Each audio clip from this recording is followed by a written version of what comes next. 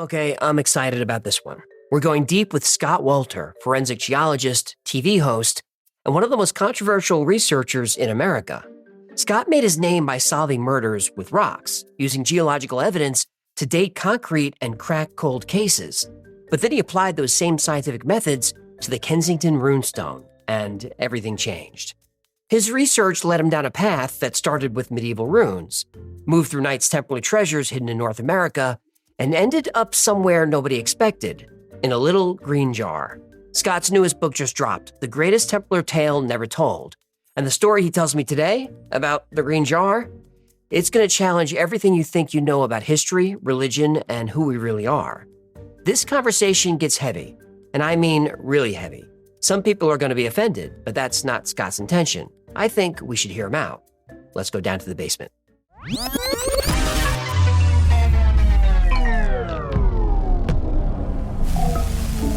Scott, welcome to the basement. Before we get to the fun stuff, can you tell us how your TV, because we all know you from TV, how your TV journey started right here in Las Vegas with a murder case? Yeah. You've done your homework. Good for you. Well, I do material forensics for a living. I've run a materials forensic laboratory. Been doing the work since 1985, but I started my own lab in 1990. And in 2004, I was, and essentially what we do is, for the most part, autopsies on concrete and rock. And we try to solve problems, mostly in the concrete industry. Why did it crack? Why did it have low strength? What happens if it's exposed to fire damage? Or what happens if a plane hits it? If a plane hits it, like at 9/11, that is true. We did that as well. But one time I received a call from a guy by the name of Lieutenant Tom Monahan. And he called from the Las Vegas Homicide Department. And he said, I said, why are you calling me? He said, well, we have a murder victim that was found buried in a shallow grave in the desert outside of Las Vegas, which I found out is not a rare thing. Nope. But what was unusual about this case was this person was totally encased in concrete. And of course, the first question I asked is, how was this person found? How did that happen? And he said that a man was out jogging with his dog, and he stepped on what turned out to be the thinnest part of the concrete, which was between the pubic region and the belly button of this deceased female, and it collapsed. And the dog immediately went into the hole, and this guy starts reaching in the hole and was pulling out bones. Oh my God. And apparently, so this wasn't in a drum or something? No, it was the ground. He didn't know what it was, right? And it collapsed under the weight of his foot. And if he had stepped anywhere else, it wouldn't have collapsed. It was that spot. So maybe it was meant to be. Mm-hmm. But anyway, so once he started pulling out what he thought were human bones, he called 911. Anyway, so I said, well, that's crazy. I said, but what do you want from me? And he said, well, we really don't have anywhere else to go, but we had heard about your work on the runestone and relative age dating. Can you do the same thing with concrete? And I said, well, we've never done anything like that before. And the reason they wanted that to try to establish the age of the concrete was to establish a time of death. Sure. And then they could go back and look at the missing case files.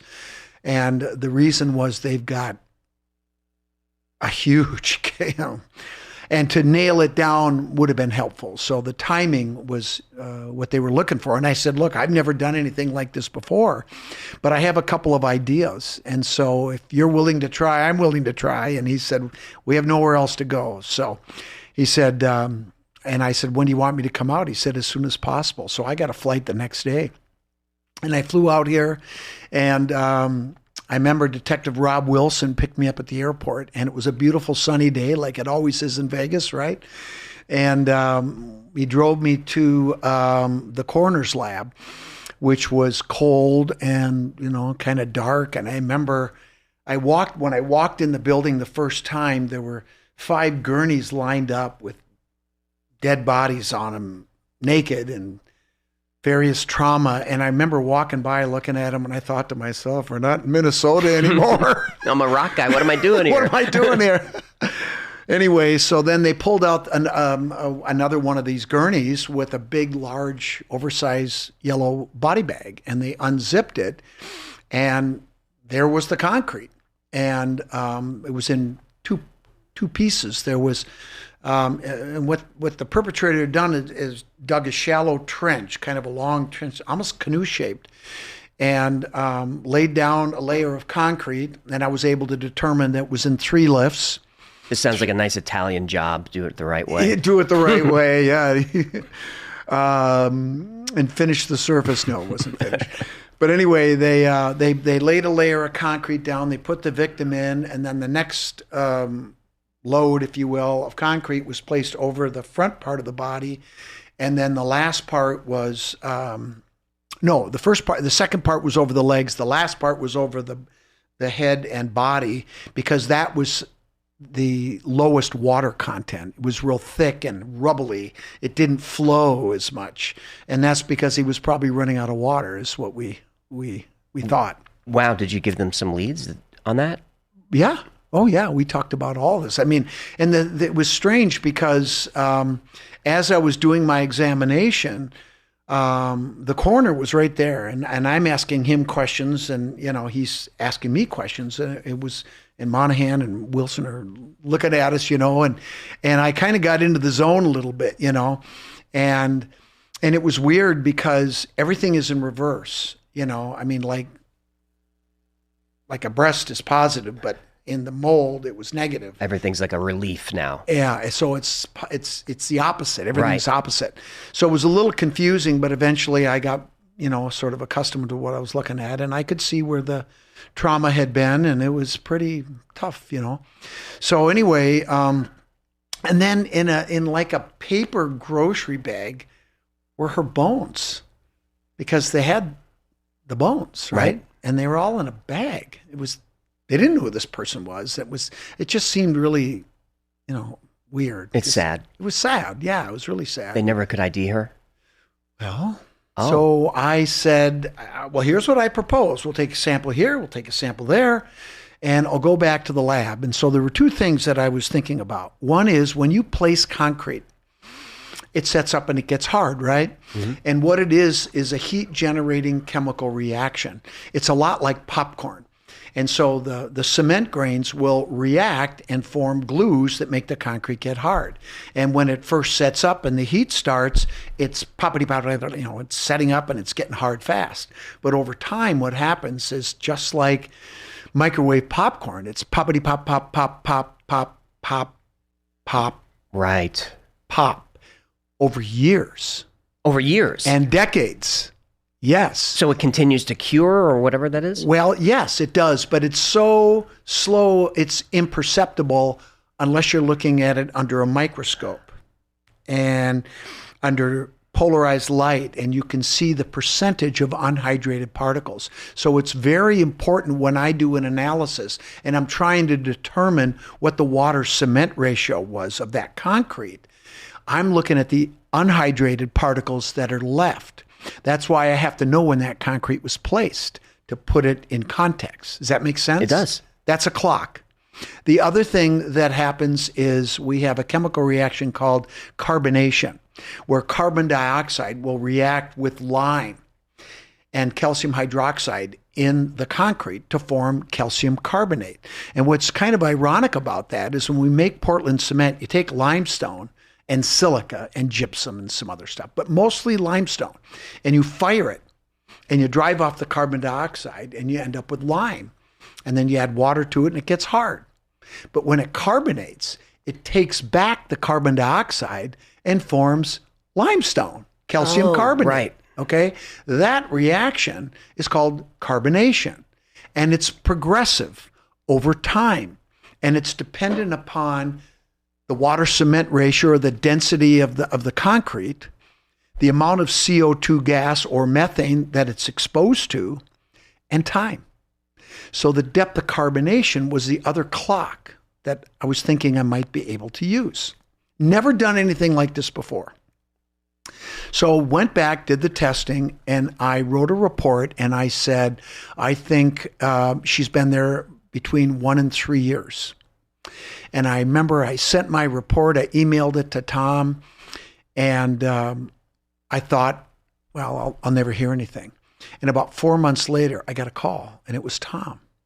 And he said, Scott, he said, are you on your computer? I said, yes. He said, go to missingkids.com. And within a minute, I was looking at her face. Oh, my God. I said, and I'm getting emotional just thinking about it again, because my daughter was pretty close to her age. She was 17. And I said, how'd you do it? He said, well, do you remember when we showed you the molds that we made of the different parts of the body? And I said, yes, I do. And he said, you remember the mold of the face? And I said, yes, I do. He said, we had an artist do a reconstruction of her face. We got one call, a woman who lived in Vegas who said, I think I know who your Jane Doe is. She gave her the name. They pulled the dental records. They had the upper and lower jaw, and it was a match. Wow. Now, I need to back up. Before he called me back, after he got my report, about 2-3 weeks after that, he called me and said, hey, Scott, Detective Rob Wilson and I are coming to Minneapolis. I'd like to come see your lab. And I'd already gotten to know him pretty well, and he was from the East and played in the men's hockey league, and so did I at the time. And I said, hey, man, you want to go to a Wild game? And he said, yeah, I do. So I got tickets. He came and toured the lab, and then we went to Allery's Bar in St. Paul before the hockey game.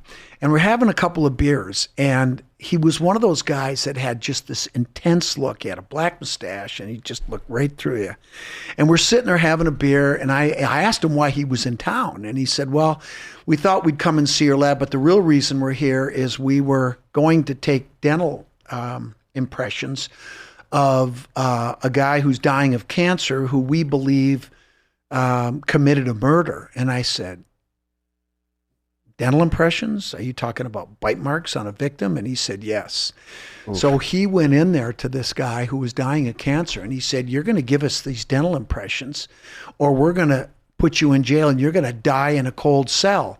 If you give us the impressions, we'll let you die at home. And they got him. And that's a whole nother story. That's a great story. But anyway, so we talked about that when we're sitting in the bar.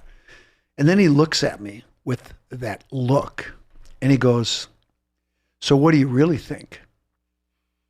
And I knew what he was asking me. I had written 1 to 3 years of my report.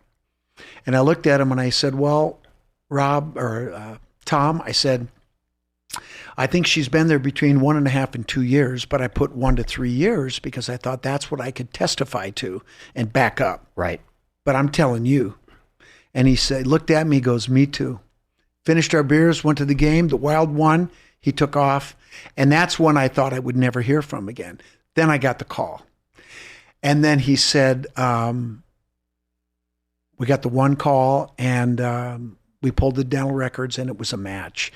And he said, I thought you'd want to know. She was reported missing 1 year and 10 months from when we found her. Wow, nailed it. And I remember thinking to myself, well, I'll be damned. This shit actually works. So that was, so okay, that's a long story, but I haven't told that one for a long time, and it was kind of fun. That's a good story. But how do you end up on TV from a murder Okay, case? well, I'll get to that, but I just want to say one more thing about that. I'm waiting for one more call. Oh, the perpetrator? Because the last thing he said to me was, if we go to trial someday, will you testify? Like, you're not afraid about some guy. I said, fuck him. I said, hell yes. So I'm waiting for one more call. Okay. I hope you get that call. Hasn't happened yet. It's been a long time. So, and I know some more things that I can't talk about the case. So, well, don't do that. Don't do that. That's Mick Jagger. Oh, don't do that. Okay, so you solve a murder and you end up on the number one show on the network. So what happened was, a woman by the name of Maria Oz, who her husband is Andy Oz. They were in the process at the time of founding a production company called Committee Films that ended up doing America on Earth. She was working for a local television station, WCCO TV, as an investigative reporter. She caught wind of the case and of the work that we did, and she wanted to interview me. So she comes into the lab, into my office. She sits down. I had just gotten back from my third or fourth trip to Sweden investigating, the runes and everything on the Kensington runestone. And I had been given a poster for a conference that we had attended, and we had a debate at this conference, and I had it hang. I had just put it up on my wall. The stone, like the image of the. Well, it's Olaf Oman, that iconic picture of him standing there with the stone, right? And that's the poster, and it was in Swedish, right? And so she comes walking in. She goes, "Oh, have you done some work on the Kensington runestone?" I said, "Sit down, girl." And I told her that story, and I told her about the murder case. And that weekend, WCCO aired both stories. The murder case on Friday, and then Saturday, they used to do this thing called a Dimension story, which was like a 5-minute long, extended piece. And they did the runestone on Saturday. Well, she went home and told her husband. And Andy's like, "Oh my God, this is a great story. Maybe we could do something." So he calls me, and I said, "Dude, I'm giving a lecture at the Chanhassen Library this Saturday." I said, "Come on and hear the story. I'm talking about the runestone." And so he came to the library. I gave the lecture. He says, "Can I buy you lunch?" I said, "Sure, let's go eat." And we went over there. He goes, "This would make a great documentary." I said, "Fuck, let's go." And so he said, "Well, we got to raise $150,000. I'm like, "Oh, no. How are we going to do that?" So I begged and borrowed from friends and I told them, I said, "Hey, we want to do this film." And a lot of people knew about the runestone and the work we were doing and, where we were going with it. And they wanted to support it. And I said, "Look, don't put your rent money here." I said, "We'll probably lose it all. But if, I really feel strongly about this. And if you want to contribute," and we raised the money. But you know who wrote the biggest check? Janet and I. Okay. I wasn't going to let anybody put in more money than us. And so you were producers on your show. Yeah. And how did you end up selling it to history? Well, here's what happened. So Andy and he says, well, where do we go? Well, we got to go to Sweden. We got to go to Scotland. We got to go to France. We got to go to all these places because it's going down the Templar Road, right? And this is early on in the Templar Road. And so the four of us went. It was Andy, Ben Kruger, who was our ACAM? I'm drawing a blank now. But anyway, the four of us went there, and Andy and me. And when I wasn't in front of the camera, I was hauling shit and, holding the boom. We were interviewing. That's where I met Alan Butler. Oh, okay. Yeah, at Revo Abbey, one of the most gorgeous abbeys in all of England. It's just amazing. And he could not have been a nicer guy. I was like intimidated to meet him because I had read all of his books, The Goddess, the Grail, and the Lodge, Virgin and the Pinnacle, and I mean and the way he writes, you start reading, and all of a sudden it's done. It's like shit. I want more, Yep. And so when I met him, I was a little intimidated, and he was just, we were pals like that. He's just so wonderful.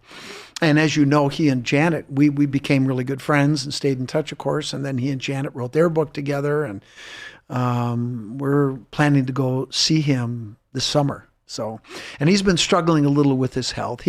He'll admit it. He was a chain smoker, back in the day. He was one of those fucking guys smoking cigarettes all the time. That's what he says. I was fucking this, fucking that. But he's wonderful. So anyway, we filmed, and that became Holy Grail in America. And what they did was Andy and Maria went to Real Screen, which happens, I think, in January is the big gathering. And that's where all the production companies pitch their shows, the networks buy their shows. And so what they will do is they'll have screenings of certain shows and they had a screening of ours. And I remember there was a 5-minute pitch reel that they rented a studio with a marquee, and everybody that was involved. It was a really fun party, and it was Jan and I are like, oh, this is crazy, and to see on a marquee was really cool. Yeah, of course, it was great. And so anyway, they aired the trailer at real screen, and 6 networks wanted it. Wow. And History paid the most. Okay. That's how they got it. So then so that aired, and it did really well. Really well. And then why do you think that is? That was a hit show. Well, I think there was. Why did it resonate with people? It resonated with me and my family. Really? Yeah. Well, the thing about it was, and I don't want to toot my own horn, but we did some really good research. And like I said, I just said it when we did the short. I trust rocks. I don't trust some people. I really don't. And rocks don't care. They don't give a shit. They just are. And the rock told me it was old. The stone, the rune stone. I'm talking about the rune stone. Okay. And I knew it was real. And therefore, if it's real, and that date is correct, which I know is correct because it's double dated using a code, somebody carved it. Can you give us a quick 3 second? The code? No, 3 sentences of what the stone is. Okay. For the one person who doesn't know. Oh, okay. God, I figure the whole world knows what's going on here. I assume all the time. Well, the Kensington runestone is an artifact that was found by a Swedish immigrant farmer by the name of Olof Oman, who was clearing trees in preparation for farming on his 100-acre parcel of property about 2 hours northwest of Minneapolis, Minnesota, near Alexandria, Minnesota, in a town just outside of a town called Kensington. And this was in the fall of 1898. He was clearing trees in preparation for farming, and he tipped over this 25 to 30-year-old aspen tree with his 2 oldest sons that were present at the time. This rock was pulled out of the ground in the roots of the tree. And it was the younger son, Edward, who first noticed that there was something carved on it. And eventually the inscription was realized to be carved in Old Swedish.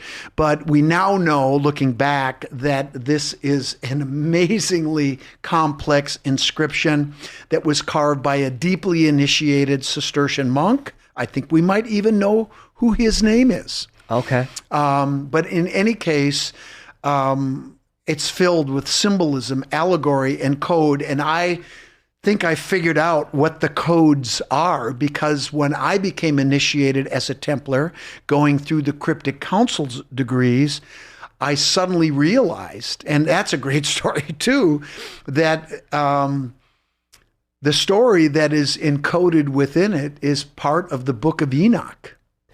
It's part of the Enochian mysteries. I have never heard that. On the Kensington no, Rune you've Stone? never heard that because it's being suppressed. Right. I mean, Janet and I had a conversation this morning. I'm just going to tail off for a second. And all this craziness that's happening with these cults and, the trafficking, and the whole world is coming down, right? They've been suppressing this too.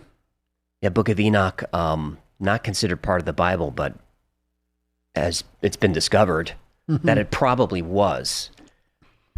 Book of Enoch probably was part of the Bible at some point. It definitely was. And it's in this stuff. Before we get to that, how did you come to study the stone? So the rune stone. So for 100 and whatever years until July of 2000, it was considered a hoax because the scholars that looked at the inscription were simply unable to figure out what it was because of what we just talked about. It's way more complex. And their arguments are the language is anachronistic and that sort of thing. And that's all bullshit. Okay. The language, the runes, that when I went to Sweden 5 times, that's what I found. I found everything. But anyway, so the runestone's been considered a hoax. In July of 2000, I was approached by a representative for the Runestone Museum who said we would like to ask you to perform. And they had met with my professors. They went to the University of Minnesota Duluth, where I went to college on a football scholarship.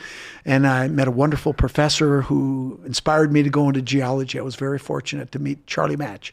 Anyway, they went up and saw my professors, and they said, go see Scott Wolter. That's how I got the job. Anyway, so they came in, and this guy starts talking to me about the Kensington runestone. And I said, what's that? I never heard of it. Right.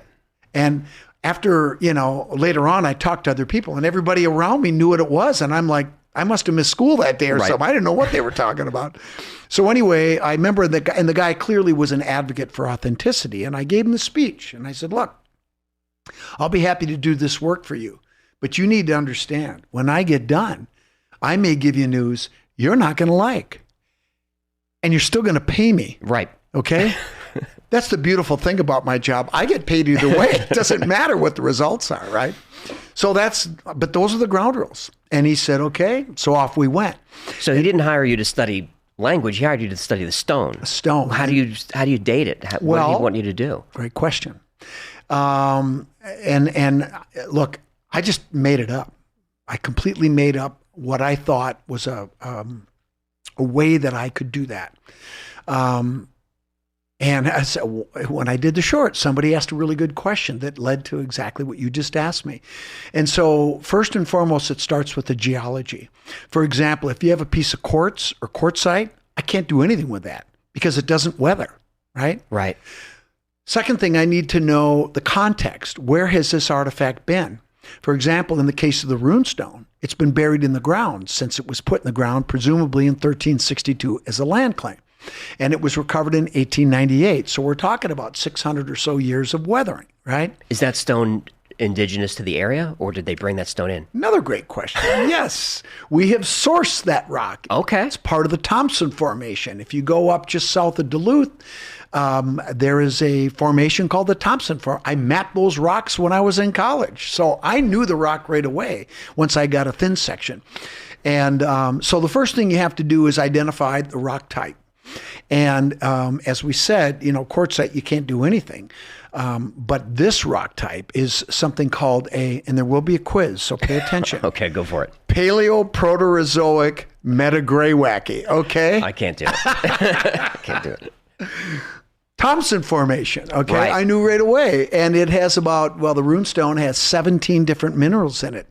And in fact, what was really fun is I was able to pull one of my professors out of retirement, Dr. Richard Ojekangas, to come help me and do his own. I said, hey, Dick, will you do a point count? I'll do mine. We'll compare notes, right? And he's one of the premier sedimentologists in the world, I would argue, the best sedimentologist. And he just died late last year, a couple of months ago. I just got that. It was very sad. He was wonderful, 93. Anyway, so Dick did it. And later on, you know what he said to me? What? He said, Scott, when I agreed to work with you on the runestone, people warned me that I shouldn't help you. And I said, why? And he said, because they said it'll ruin your reputation working on that fake, the runestone. Wow. And he said, I'll help Scott anyway. But at that point, what do you care whether it's fake or not? You just want to know what the rock tells you. You tell me. I mean, look, it'll ruin your reputation. What are you talking about? I mean, we're asked to do a job and we're doing hard, geological work. So, but this is what you get, right? This is the nature of this business. Remember, I didn't know anything. So anyway, I did my work. And what I did was I ended up comparing the weathering of tombstones with the weathering of the inscription. Took a core sample out of the back and we made thin sections, put them under a scanning electron microscope and a polarized light microscope, identified the mineralogy. We did point counts. What percentage of that mineral do we have? And there were 17 different minerals. So anyway, and I remember I compared my work with Dick and we got pretty much the same thing. So I thanked him because he taught me how to do it.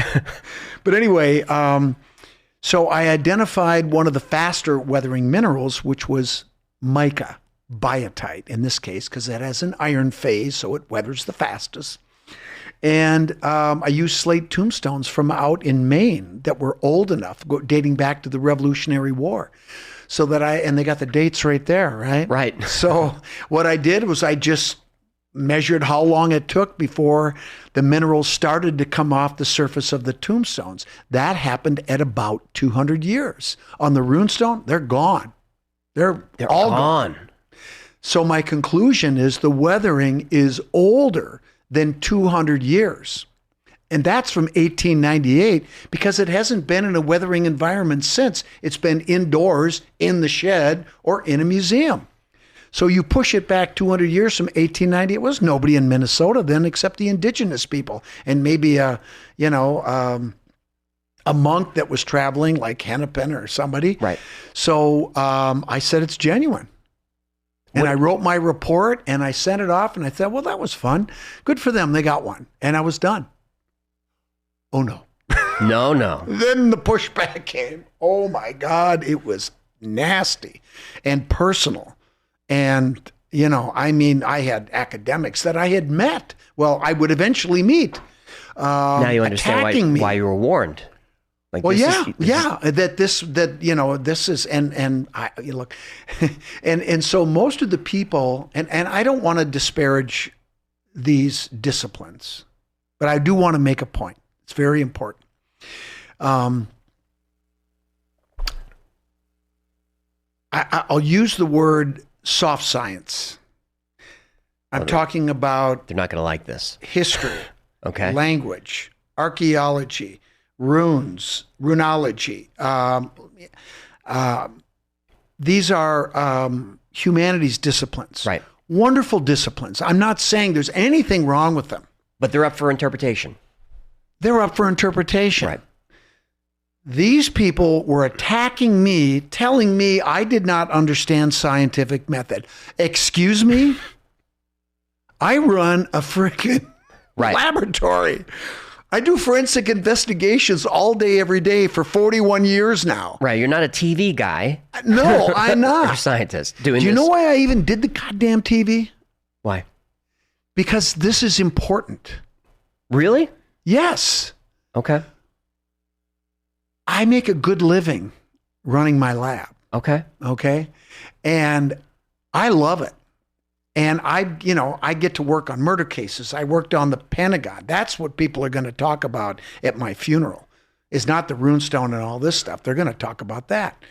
And I've done some, pretty cool things. But when this came and I got this pushback and people attacking me personally, I got pissed. And I told you I went to college on a football scholarship. Mm-hmm. I was a linebacker. And I won a couple championships. I don't shit around. Right. You're not. You want to go? We'll go. I couldn't frame them up and put them on the ground. I had to do it differently. No, they're behind their keyboards. Exactly. Yeah. Well, the tough guys, But, obviously. I know who you mean. I'm joking, but I'm not joking. I know who you mean. And anyway. They're no fan of mine. Yep. We know who we're talking about. But anyway, it wasn't, it was academics. And so they were attacking my process. So anyway, long story short, I just said, I'm sick of this shit. I trust the rock. Rock said so. Therefore, somebody carved it. They came from someplace. They came here for some reason. There has to be an explanation for that, right? Yep. Has to be. And all the stuff they said didn't exist has to exist. So the only place, the language is old Swedish, right? 8 Goths, Gotalanders. I went to Gotland, the island of Gotland, which is in the middle of the Baltic Sea, which was part of Sweden back then and part of Sweden today. It's where everybody in the countries that surround that region go for their summer vacations. It's beautiful. And where I found the evidence, the language, the runes, the dialect, the grammar, the dating, was on grave slabs that had been mortared into the floors inside 92 churches on that island. And while I was there, I kept seeing these crazy crosses, equilateral red crosses carved on the walls, mortared into the floors, carved on these grave slabs. And I'm like, what the hell is that? So it's I didn't important. know anything at that time. Well, these things were all Cistercian. And the Knights, for those who don't know, Cistercians are the white monks. The white monks. Founded in 1095 by Robert Molesme, taken to meteoric success. Once Saint Bernard de Clairvaux joined the order in 1113. By the time he died in 1153, there were 300 Cistercian abbeys all across Europe, into Scandinavia, the British Isles, and to the Holy Land. And by the time the Templars were put down, a little over 200 years later, in 1307, there were 750 abbeys and about 12,000 Templar Knights who are also Cistercian. Right. So, and it was Bernard de Clairvaux who wrote the charter for the Knights Templar that was officially signed by the Pope at the Council of Troyes on January 13. That number's not a coincidence. 1129 at the Council of Troyes in Troyes, France. So I learned all that. And when I want to learn something, I'll do it. You get your teeth in. I just put my pads on and I go. So what was that mark? That mark was a Templar cross. It was the Templar cross that you found. And I found everything. And so then I started going down the Templar Road or the Cistercian Templar Road. And then, they disappeared in 1307. This is 1362. This is just a few decades later. Well, I'm not the brightest guy in the world, but I can figure that one out. So maybe there's a connection. You weren't interested in like Templar lore before? No. I didn't know what a Templar was. Okay. I had no idea. Look, I spent my adult life starting my lab, raising kids, playing touch football, skating, playing basketball, softball. I was a jock. Right. And drinking beer. Okay. And you're not studying Dan Brown novels, looking for a connect. No. No. And in fact, and collecting agates. I'm a big Lake Superior agate collector, and that's where I wrote my first book. I meant to ask you, like, what's so fascinating about agates? What is that? We'll get back to the. We'll get back to that, but I'll tell you a funny story. Okay. Right before we came here, we went into a shop at the hotel where we're staying. And they had some rocks, amethyst cathedrals and all this stuff. And of course, I had to go in there. And it turns out this woman was originally from Israel. And she's an older woman, very, elegant. And nobody was in there, just the two of us, Janet and I. And we started talking about rocks. And then we started talking about agates. And I pulled out my phone and I showed her. She goes, "Oh, my God. That's the most beautiful thing. You find those in Minnesota?" I said, "Yeah, we go in gravel pits, we go in rivers and lakes." I said, "It's our state gemstone." And she was and then we got into the golden ratio and all this. And she ended up hugging both of us when we left. It was amazing. So, yeah. And I wrote, and just to segue out for a second, I want to tell you a quick personal story. My dad was a pilot for Northwest Airlines. And when I graduated from college in geology, I was no longer a dependent. I used to get passes and I could fly all over the place. And I did. I took full advantage. I went down, spring break every year. Awesome. I would go ahead, "Dad, I need a ticket." But I remember Dad said to me, he said, "You're graduating." He said, "Your passes are running out." He said, "You got one more trip. Make it a good one." So I was also a scuba diver. And I said, "Dad, I want to go dive on the Great Barrier Reef. And I want to go with you." I could have gone with my brother. I could have gone with my best friend. His dad was a pilot. I want to go with my dad was cool. He sounds cool. He was awesome. Did he take that trip with you? He did. Okay. And he drowned. On that trip? I'm sorry, I didn't know that. I didn't know the story. Well, it was the worst thing that ever will happen to me. Of course. I was with him. And I'm not going to tell you the story right now because I can tell the story. I don't cry anymore. Well, I still do. It was bad. And I found out later that it wasn't an accident. What? You ever seen the movie American Made? Tom Of course. Cruise? Yeah. Barry Seal. Are you saying your dad was involved with the agency? Yep. After we got... You don't talk about this very often, I don't think. I don't. Okay. Dad was... So he was taken out. He was flying jets down to Central America, and he knew too much. So after we came back, about 3 weeks after we got back, I got a call from the chief pilot at Northwest, Don Nyrup, and his son played for the North Stars. He was a hockey player, and he said, "Scott, I'd like to talk to you." I said, "Okay." So I go in, and he said, "If you tell anybody what I told you, I'll deny it." I said, "I get it." And he said, "Your dad was in the CIA." I said, "Oh, okay." And he told me what he was doing.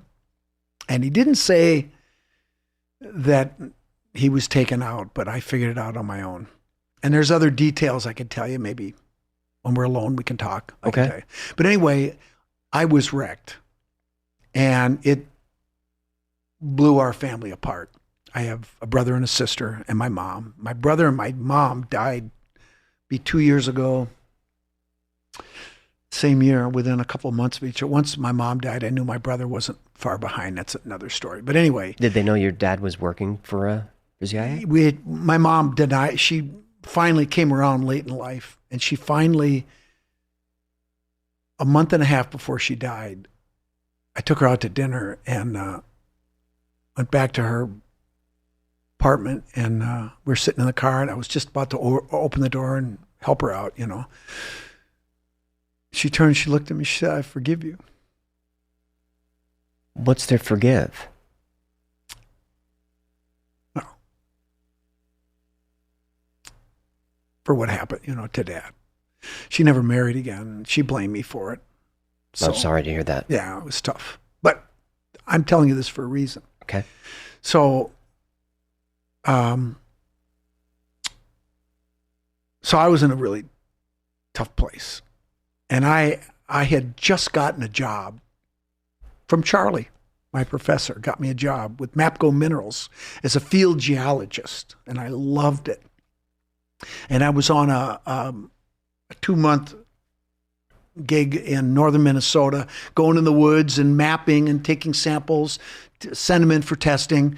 And then it turned out that was a test to see if I could handle it. And obviously I did, and I got the full-time job. They said, your next project is starting in January in Nevada. So I was all set to go do that. And then I took the trip, and Dad died, and I had to stay home.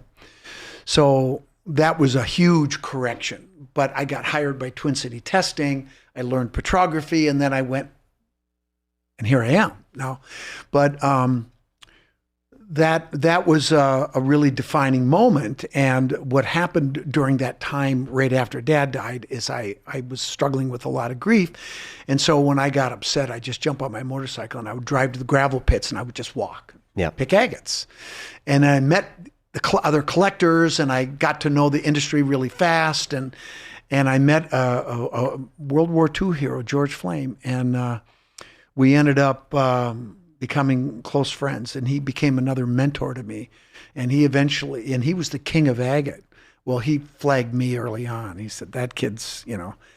And I remember one day I was up there and we're talking about agates and formations, and I said, well, George, what do you think about this? And he goes, kid, you got the geological knowledge, you got the agate picking experience, write the book. And I went, George, I'll do it. And he lived in Duluth, which is 2.5 hours from where I lived in the cities, right? Yep. So on the way home, I wrote the outline on the steering wheel. This was your first book? My first book on Lake Superior agates. And it did really well, and I'll tell you why it did well. It wasn't the formation, it wasn't the types, it wasn't, you know, all the microscopic features and all the stuff that you have to talk about. I peppered in between each chapter stories about George and Chauncey Wheeler and praying to the Lord of the Pits, all these crazy stories, the stuff that I thought was so cool. And I got hundreds of letters. And nobody asked me about formation. Nobody asked me about the different types. Nope. Tell me about Chauncey Wheeler, who every time he got found an agate would stop, sit down, pray to the Lord of the Pits, and, you know, that kind of stuff. Well, that's full circle to America Unearthed, because that's why you stood out, is you told the story in the episode. Yeah. And we didn't really care about I didn't really care about the stone. It's cool to have evidence that it's real, but you want to know the story. Yeah. Well, and that's what I do. And so I've written a couple more books on agates since then. And I wrote one called When I Turned 40, and I called it like the halftime of my life, right? I use football metaphors, of course. And it's called The Lake Superior Agate One Man's Journey. And I talk about Dad and the whole journey. But when I published that book in 1986, which was 3 years after Dad died, I was back. You were back. I was back emotionally, and I was myself again. And I thank George for that, and I thank my professors for that, and I thank Janet for that, and my kids, they came after that. But that's what got me into writing. Well, let's take a quick break, and when we come back, we can get into the stone and Templars and the journey. Okay. All right. Be right back. What does it say on the Kensington runestone? We've talked all about it. We haven't said what it says. Is it? Well, what's interesting is it starts with a number. something called a pentatic number. And you know what, AJ? I could teach you pentatic numbers in 10 seconds. Okay. You ready? Yeah. Make a vertical line. Vertical line. 1, 2, 3, 4. Half loop is 5. 6, 7, 8, 9. Full loop is 10. Put them in Arabic placement. You can make any number you want. So the number 8 is the first thing on the runestone. Half loop is 5. 6, 7, 8. 8 Gotalanders and 22 Northmen, Norwegians, on this acquisition business / taking up land from Vinland far to the west. We had a camp near 2 shelters, 1 day's journey north from this stone. We were fishing one day. After we came home, found 10 men red from blood and death. And then 3 Latin letters, AVM. Then the last line says, save from evils. On the split side of the stone, and it's split, we call it the split side because the carver intentionally broke it down to exactly a 2-to-1 ratio. Interesting. Which is the key to sacred geometry. Okay. And the other thing that's really interesting is that the diagonal distance across that stone is exactly 2.722 feet or 1 megalithic yard. Wow. Coincidence? Probably not. Probably No, not. I've covered the megalithic yard. It's amazing. It's everywhere. Oh, it is everywhere. And then on the split side, it says, there are 10 men by the inland sea to look after our ships. 14 days' journey from this island, year 1362. Carved in pentatic numbers in Arabic placement, 1, 3, 6, 2. Now, I'm just going to jump into this real quick because we talked a little bit about how, the legend of Enoch, the Enochian mysteries, is embedded within the inscription. So is Hebrew mysticism. There's very key things about the numbers. There are codes embedded within the inscription. One of the codes, and here's something very interesting. After I did the geological work with the tombstones, and I realized that it was real, I said, somebody's got to document everything on this stone. So I took it upon myself, and I generated a photo library of every man-made feature in the inscription, every rune, every word separator, every number. And I used high angle and low angle reflected light to pull out the 3-dimensionality of what was there. And I just started at the beginning, and I went through the whole inscription. I took over 650 photos under magnification. And as I did that, I started to find things. Things that I didn't know what the hell they were. Things that nobody else had ever noticed because nobody ever looked, right? And right from the get-go, the very first thing in the number 8, the 3 lines under the half loop, at the end of the second bar, there was a dot that was punched at the end, clearly man-made. And if it was man-made, they did it for a reason. I didn't know why. So as I was finding these things, I would stick them in a folder. I just labeled it odd runes. And it was those things that we turned out to be the beginning of solving the mysteries, the codes. Anyway, so that number. And then on line 4, in the word shelters, all the runologists always put a question mark after it because they don't know if that's the right word. That's not the word. I think the word is Sinclair. Wow. S-K-L-A-R. Now, one of the old corrupted spellings that I found in documents going back to this time is the word Sklar. S-Clar. Sinclair. It's one of the about 14 ways you can spell that name. And Templar fans know the Sinclair name for sure. Oh, absolutely. But the L has a little cross on it and doesn't belong there. And they tried to make it a bin rune, but there's no word that works. A bin rune is where you take one vertical stave and you make 2 runes off a common stave. It's called a bind rune or bin rune. There's no other bin runes in the runestone. So that's probably not a bin rune. And it doesn't work as a bin rune. So what is it? Let's pull that out. And I put that in the odd runes. The last thing on the face side is the word save from evils, ilu. And you have this strange rune that looks like a Y with a little cross on the bottom that doesn't belong there and 2 dots. I put that in there. Now, remember I told you about the dating? Yeah.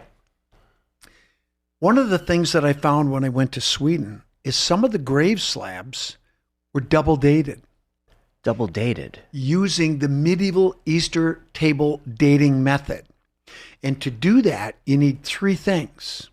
You need, so the runic alphabet is called the Futhark. And to make a date, you need one of the first 7 letters, which is called a Sunday letter.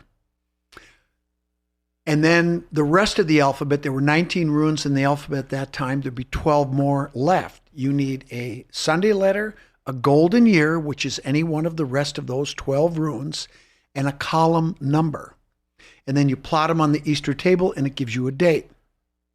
So what we did was we pulled out the one number that's singled out, the 8, the L, which they didn't know what to do with, right, and the U. And you plot them on the Easter table, and guess what you get? What? You get a date. Guess what that date is? 1362. Bingo. Wow. Coincidence? No, it's probably not. Probably not. I'll tell you what I think it is. I think the reason is it's a land claim. It says it right on it. Acquisition business, taking up land. Who was looking to establish a new sanctuary? The Templars were. You following now? Do we know who those men were and what happened to them and what red with blood means? Yes, we do. We do? We do. It's an allegory. Oh. Now, so 1362, keep in mind, why would they need to double date it? Because let's say you're a smart aleck and you want to add one more line to the 3 in 1362. What have you just done? You changed the date. You've added 100 years. That's right. Can't do it because we protected the date with a simple code using the Easter table dating method from the 14th century. Ole Worm's Easter table was developed in 1314. Keep in mind, AJ, when I do forensics, when anybody does forensics and you're trying to solve a problem, all the data has to fit. It must fit. Yep. If you got a piece of data hanging out there, you're not there yet, right? Right. Right. So this is what I do when I'm investigating the runestone, whether I'm talking about the rock, the runes, the Templars, doesn't matter. It all has to fit. And it fits beautifully. And let me tell you something. I've told you this, and I'll tell you again. I do forensic investigations for a living, and I'm pretty good at it. This was the easiest evidence trail I've ever followed. Now, I had no idea where it was going to go, but the evidence was consistent, cohesive, and conclusive. Keep in mind, I'm a licensed professional geologist. I take my work I have a lot of fun. Life isn't worth living unless you have fun, right? Right. But when it comes time to dial in and stop shitting around, I dial in. Every single job that I do, I have to be prepared to testify in a court of law under oath to my findings. I think that's a higher bar than the academic peer review process. I agree. Where basically they sit around and talk about it until what? They agree. Until they agree. Until they agree, right? Well, that process has some merit, and I think a lot of good has come from it, but a lot of shit work has come from it too, including on the Kensington runestone. Yeah, they don't like to be wrong. And they don't want to trample on the, their predecessors, right? So I've seen a lot of that, and here's the irony of that: they accuse me of not understanding scientific method. Let's say you wrote a thesis and got very famous on coffee's good for you, right? Right? And then I come along, and you're in your retirement, and I do some work. And I find out that, guess what? Coffee's not good for you. I don't like you very much. You don't like me very much. But if you're a true scientist, you know what you're going to say? You know what, Scott? You developed a whole new set of data that I was not privy to. I had no idea. Nice job. And you accept those results. Yep. And just because I proved you wrong doesn't mean you were stupid. The fact that you accept the new data means you're smart. I agree. That's scientific method. That's not what's happened here. And so we've seen a failure of academia, but there are larger forces at work here. Larger than academia? Yes. Suppressing the truth. Yes. Like the government, the religious establishment. All of the above. Okay. Because once you accept the Kensington runestone, it triggers a series of dominoes to fall. And those dominoes go to some inconvenient places for these institutions that you just rattled off. One of those places is called the Talpiot Tomb. Talpiot Tomb in Jerusalem, discovered 1980. That's the ossuaries, yes? Yes, yes. So these dominoes go back through the time of Christ, probably through ancient Egypt, and probably even before then. Atlantis. To Atlantis. Yep. Is that where the first Templars come from? Yeah. Or they do? The tradition goes all the way. I believe that. I know Tim believes that. Yep. I know a lot of people believe that. And I think more and more people are going to, believe that in the future. Well, one of Tim's theories, which I think is interesting, is that the brothers of the East in Constantinople were guardians of the Atlantean knowledge. And then I guess it was Hugh de Payne visited there and... They captured Jerusalem. They right. founded the Templars. Hugh de Payne, by the way, was the uncle of Bernard de Clairvaux. Amazing. Coincidence? No. I say that all the time because I'm being facetious, of course. All those noble southern France families. The Merovingians, those Burgundian families in southern France. And Merovingian's probably going to come up later, I would think. Their religion? No, the people. Oh, the people, of course. The bloodline. Absolutely. So, this is all, look, one of the, and we haven't even gotten into the research that I've been doing and the new book and, the green jar and all that. The green jar. The green jar. But if there's one thing that recurs time and time and time again, are these same family names. And they are all connected. They are descendants. And so this is definitely, and I've said this, you've probably heard me say this on other shows. These people are not just the ideological descendants, but the biological descendants as well, from Jesus, Mary Magdalene, Egyptians, and beyond. So, they're still here, and they're still here. I want to talk about that. Can you connect those dominoes for me from the stone to the Talpiot Tomb? How do we connect that? Well, it goes to the Templars. The Templars were in Jerusalem, and the Templars were in the Talpiot Tomb. They left their calling card in the form of those 3 skulls.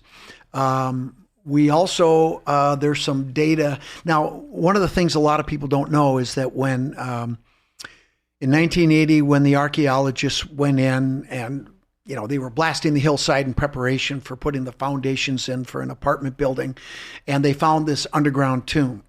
And these are not rare in Jerusalem, but we know that the ossuary culture dates back to the 1st century. It was only used for about 100 years in Jerusalem, and then when the Romans crushed the Jews, that was the end of it. Right. So when we find these, we know they date back to the 1st century.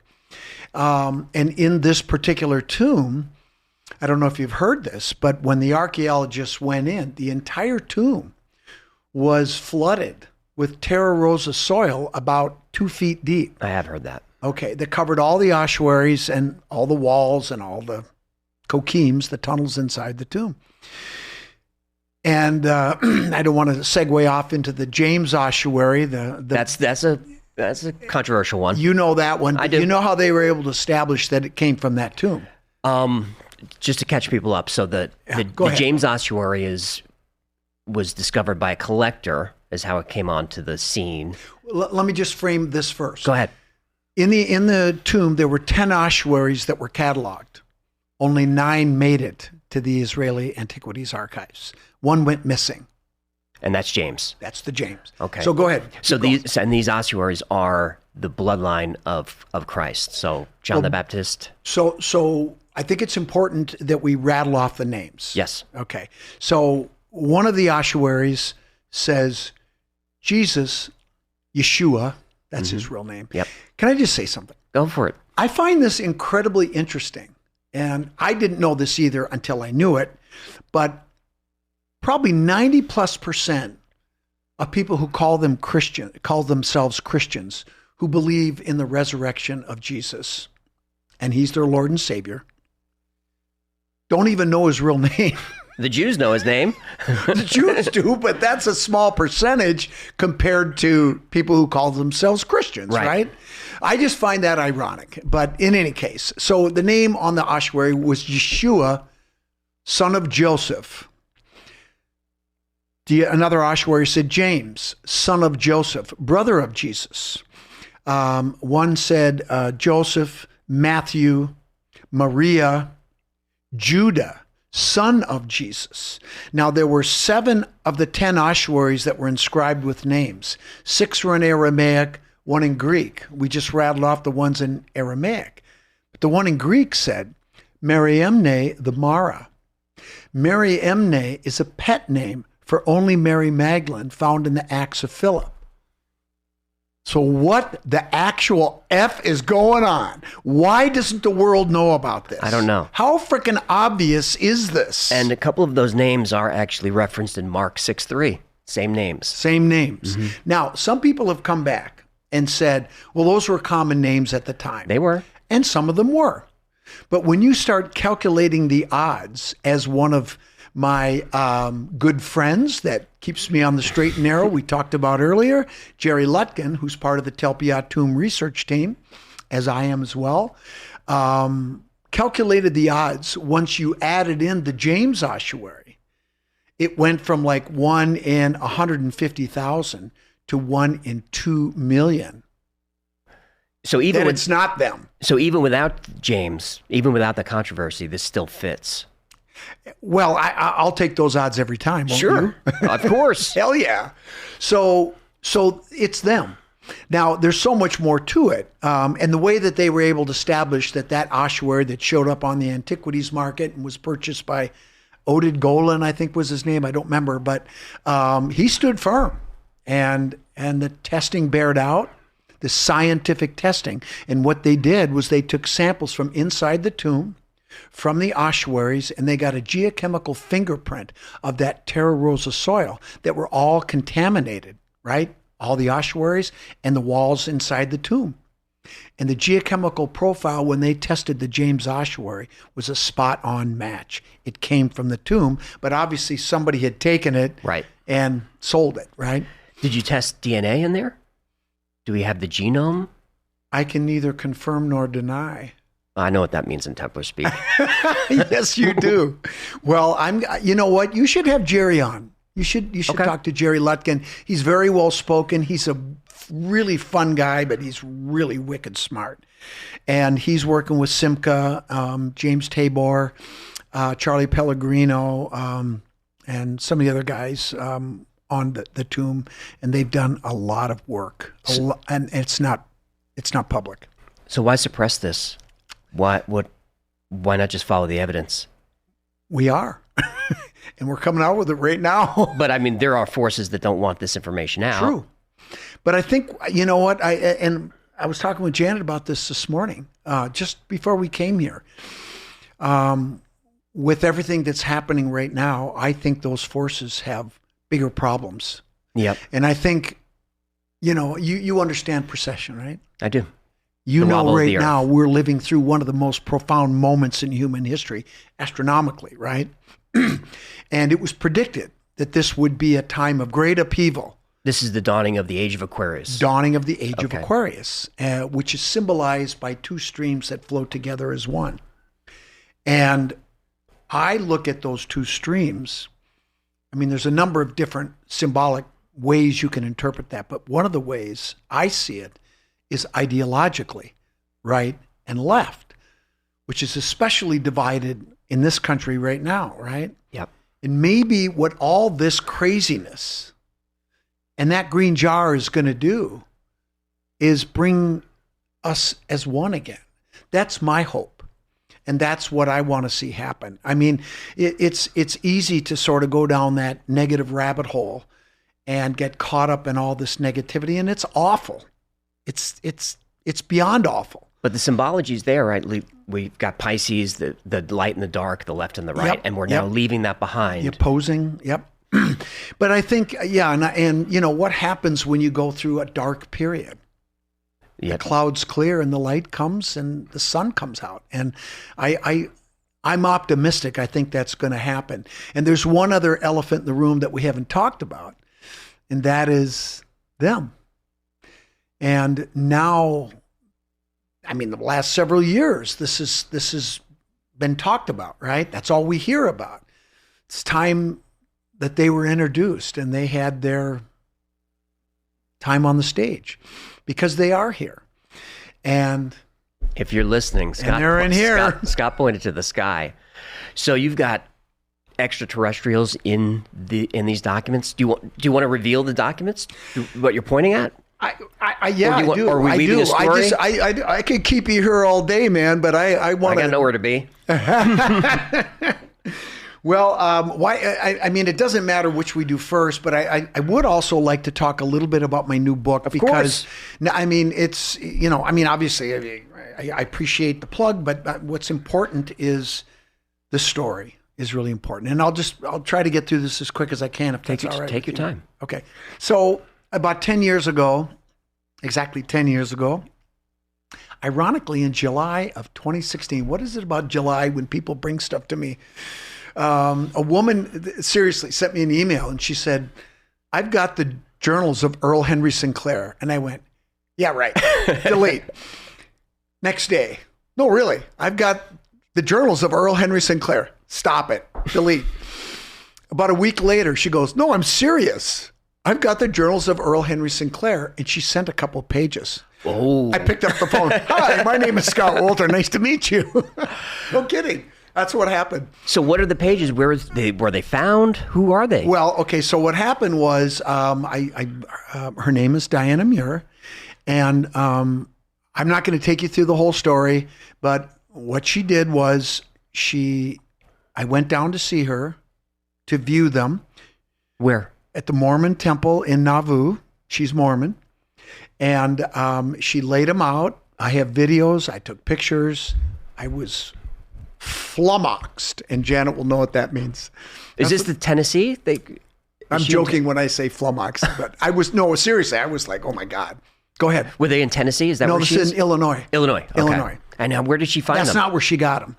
Oh. So the short story is, she was doing genealogy on her own family, and she went all the way back to the early 1800s and realized, late 1700s, and realized that one of her ancestors was a guy by the name of John Weems. We call him Junior because his father was also John Weems. We call him Senior. And she went to a small genealogical society in Tennessee, and she was doing research, and she asked about John Weems. And the guy said, "Well, I think we got something in the basement." They went down the basement, and there was a wooden chest that had been rescued from a fire in a church in that town back in 1880 when the church burned down. They rescued this thing. Inside was a saddlebag, and inside the saddlebag were these little paper notebooks and what she called a burrito, which was a lambskin map that was drawn by Antonio Zeno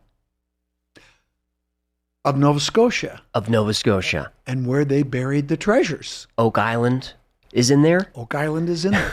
Yep. So I'm like, okay, let's work together, right? I mean, I knew that this was big, right? Well, she got nervous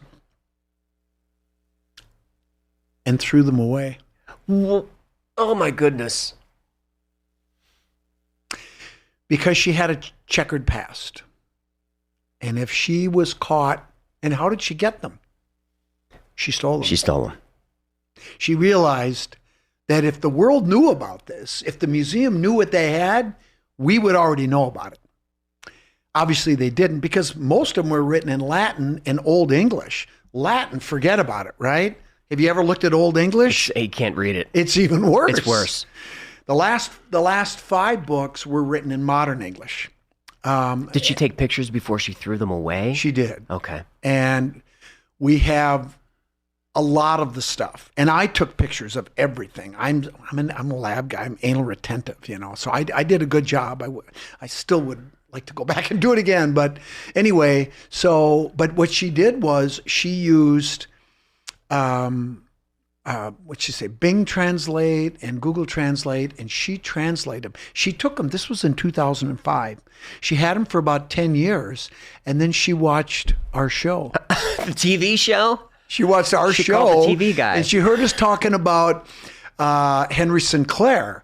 And in the journal, she remembered the name Henrica Santa Claro. And that's when she went and she translated everything. And she sent it to me. And I read it, and I nearly shit myself. How did you know? My God, this is the greatest story I've ever read. How did you know they were real? I didn't know they were real. How did you confirm that? It was too good to be true. Of course it is. What do you think I did for the last 10 years? That's why I waited till now to publish it. Okay. Until I was satisfied that it was more likely real than not. And there's some pretty interesting stuff in there that she didn't write this. Nobody else wrote this. I mean, there's Masonic stuff.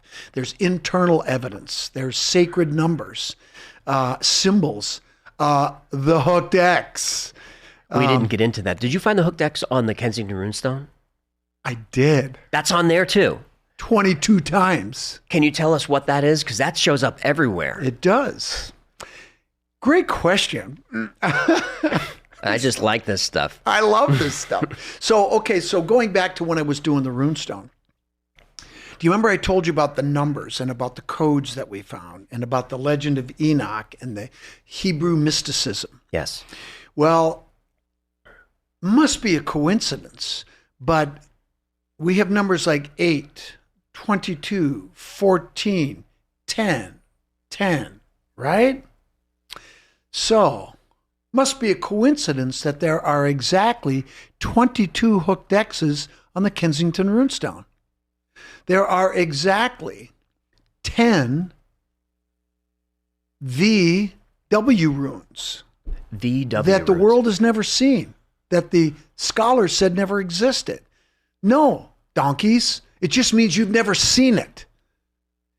And you need to learn to say those 3 little words. What are they? I don't know. Bingo. They can't do it. They can't say that. Well, they didn't say that. But isn't that an interesting coincidence? Pseudoscience becomes science in a matter of time. Well, look, you can't deny these things. You can't. Numbers are numbers, right?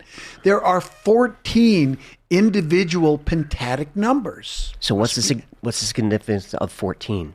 Why is that important? Well, in the Isis-Osiris mysteries, you know that when Osiris went to visit his jealous brother Set, who killed him and cut his body up into how many pieces? 14 pieces, it's 14 pieces.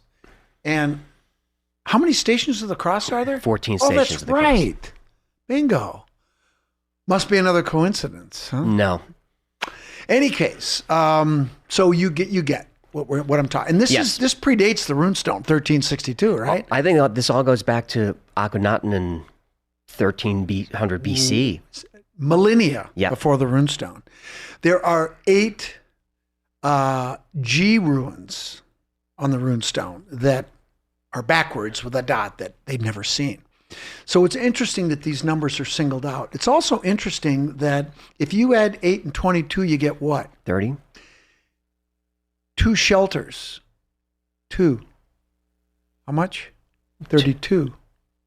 1 day's journey north from this stone. Scottish Rite degree system is... That's right. 33 degrees. That's right. Right? Mm-hmm. And let's talk more about those numbers. And one of the things that I do is I talk about the esoteric aspects of the Kensington Runestone. And to make it simple, just about all of us at one point in our life ask those big questions. What happens when I die? Is there a God? What is the meaning of life, right? And we all sort of go on a spiritual journey. Some do it through organized religion. Some do it different ways, right? Some through Hebrew mysticism. But at the end of the day, what happens on that journey? It all comes back to you, right? It does. To us. It's just us at the end. Do you know how many vertebrae you have in your spinal column? Oh, goodness. I'm going to guess 33. Bingo. I didn't know there was going to be a biology exam You on know this. this stuff, right? Come on. I didn't know there was going to be an exam. Do you know how many bones are in your skull? 14 in the skull. No. 24? 14 in your face. In the face, okay. 8 in your cranium for a total of... 22. Oh, bingo. The Templars love their numbers. Those are the magic numbers, and they're on the Kensington runestone. And 10, when I went through the Cryptic Council degrees on the way to the Knights Templar degree in Scottish Rite, or in Grand Lodge Masonry, let's call it. And you're a Mason, you're a Knight. I'm a Knight. But on the way, you go through what they call the Cryptic Council. There's 3 degrees in there, and the middle one is called the Select Master degree. And it was in that degree, and just so people understand, when we do our degrees, it's made up of part theatrical performance, part lecture, and usually the white hats, the 33rds, give the lectures. And so in this particular degree, it's the Legend of Enoch and the Secret Vault that's 9 levels below the Sanctum Sanctorum. Wait, Enoch is in Freemasonry? Of course. I didn't know that. Yeah, absolutely. That's fascinating. Yeah. So in this degree, it's basically about the Secret Vault and the 9 levels. Do you know when Enoch was introduced into Freemasonry? I'm trying to put a date line. On the Kensington runestone is the oldest record of it now. Because Dead Sea About Scrolls, 15th century. Because Dead Sea Scrolls is like 1966, so Yeah. so they've been there a long time. A long time. Okay. So during the theatrical performance, they basically play out that it was decided that the 3 Grand Masters, King Solomon, Hiram Abiff, Hiram King of Tyre, where all the workers and the wood came, decided that they were going to build the secret vault, where a copy of all the true treasures were kept that were up in the Sanctum Sanctorum, right? And then there's a couple of guards, and something happens, and some guy gets down there, and somebody has to die, and there's a lot of blood, red from blood and death. Mm-hmm. And I'm not really supposed to talk about it, but I'm giving you enough so that you can, yeah. I mean, I if you want to read the degree, you can look it up online, but you know, I want to stick to my vows to some degree. I respect that. But then afterwards, a white hat gave the lecture. And at one point he said, and the other 8 arches were built by 22 men from Gebel. And I went, 8 and 22? Those are the first 2 numbers on the Kensington runestone. And I didn't hear another thing after that. And then after the degree was over, I went to my Masonic mentor, John Freeberg, one of the guys I told you about is on our team. I said, John, is there a ritual book for this? And he said, yes. I said, give me that. And I started reading. Oh my God. Kensington runestone. It's in there? It's all there. And I wrote a paper on this. And to my knowledge, I'm the first person in history to make that connection. And the craft has accepted it. That's true. And they've accepted the runestone. In fact, and Janet I know was part of this, but a few summers ago, our commandery had like a regional gathering. And they asked me if I would lead a tour out to the Kensington Runestone Museum and to the farm that is now a Douglas County park dedicated to the runestone. And so I did that. And there was a lot of people there, a lot of people, and you know, all my fellow Templar Knights and their families and other Masons. And Then they said, well, where was the runestone found, Scott? I said, well, come on down the hill here a little bit. This is where the stone holes triangulate. This is the spot. And right when we got there, the Grand Commander, Jeff Nelson, comes up. He said, well, and he starts talking. And I'm like, wait a minute, what's going on here? And they presented me with the highest honor you can get in the Templar, and a beautiful jewel and a medal. And I didn't know that. What is that honor called? I forget now. I got a picture. I don't remember. It was, but it was given by the Grand Commander. In other words, they had accepted all the research, and then the chaplain consecrated the ground where the runestone was What found an experience. by the Templars. When They accepted it as part of their history. When we're united, and what's that experience like? Which time? As a Templar. I'm in 3 different Templar orders. Do you have to get knighted different for each order? Yeah, you go through a knighting in all Okay. 3 orders. What can you tell us about what that happens there? It's amazing. It's amazing. I'm picturing candles and robes and... Yeah. Really? Yeah. Well, there's definitely candles, and there's a ritual. Brother, there is one thing in Templarism that I cannot talk about. But when you go through that final degree, there are a lot of things that just suddenly fall into place. I bet. And you're like, oh shit, now I get it. The Templars have been passing down that knowledge since Atlantis. Is it continued to pass down through the orders today? Yes. And what I will tell you is that, in my personal opinion, most of the guys that go through these degrees have no idea what's really going on. And in many ways, it really doesn't matter, because one of the beautiful things about the Masonic system and about the degree system is you are preserving ancient knowledge through this ritual and through lecture. And even if you don't understand it, it doesn't matter. It's preserved. Right, just protect it. And if you think about it, it's a brilliant system. It really is. Now, a lot of guys want to dig deeper. And what's interesting about what's happening today in Freemasonry, a lot of young people are turning away from religion, but they're asking those big questions. A lot of the things that you talk about on your show, the things that I've asked about, and they're just not getting the answers through the regular channels, right? So they're looking to things like Masonry, and I've turned a lot of people on to that. But a lot of guys will go through and they just want to go through the line. They want to be the worshipful master and do all the jewels and all that. And that's great. And there's a wonderful tradition there. That's just not my jam. I'm a researcher. I want to understand what is the meaning behind the rituals that we're doing. I agree. Where does that go back to? And what does it all mean? And I will tell you that it is frickin' profound. And it goes all the way back to the Templars. It goes back to Jesus and Mary and John the Baptist, the Egyptians, the Atlanteans. It's all part of the same tradition. Do you want to take us there? Where do we go next? Let's talk about Henry Sinclair. So we talked a little bit about the journals. And so what I did is I spent 10 years vetting these journals. And then last year I decided I was ready. And all I did was the first thing I do is I attack the elephant in the room, Diana, because everyone's going to go. I'm glad you do this. You got to do it. You have to do it. You can't sit there and Nope. dance around. And, it's uncomfortable sometimes we've all had those moments where you have to have that talk with your son or your daughter, right? Yes. And you're not looking forward to it, but you got to do it. You do. And you do it. So we talk about her, and she was very forthcoming. She admits she stole them. And frankly, I'm glad she did. Otherwise, they'd still be sitting in there, and who knows when they would be found and realized, right?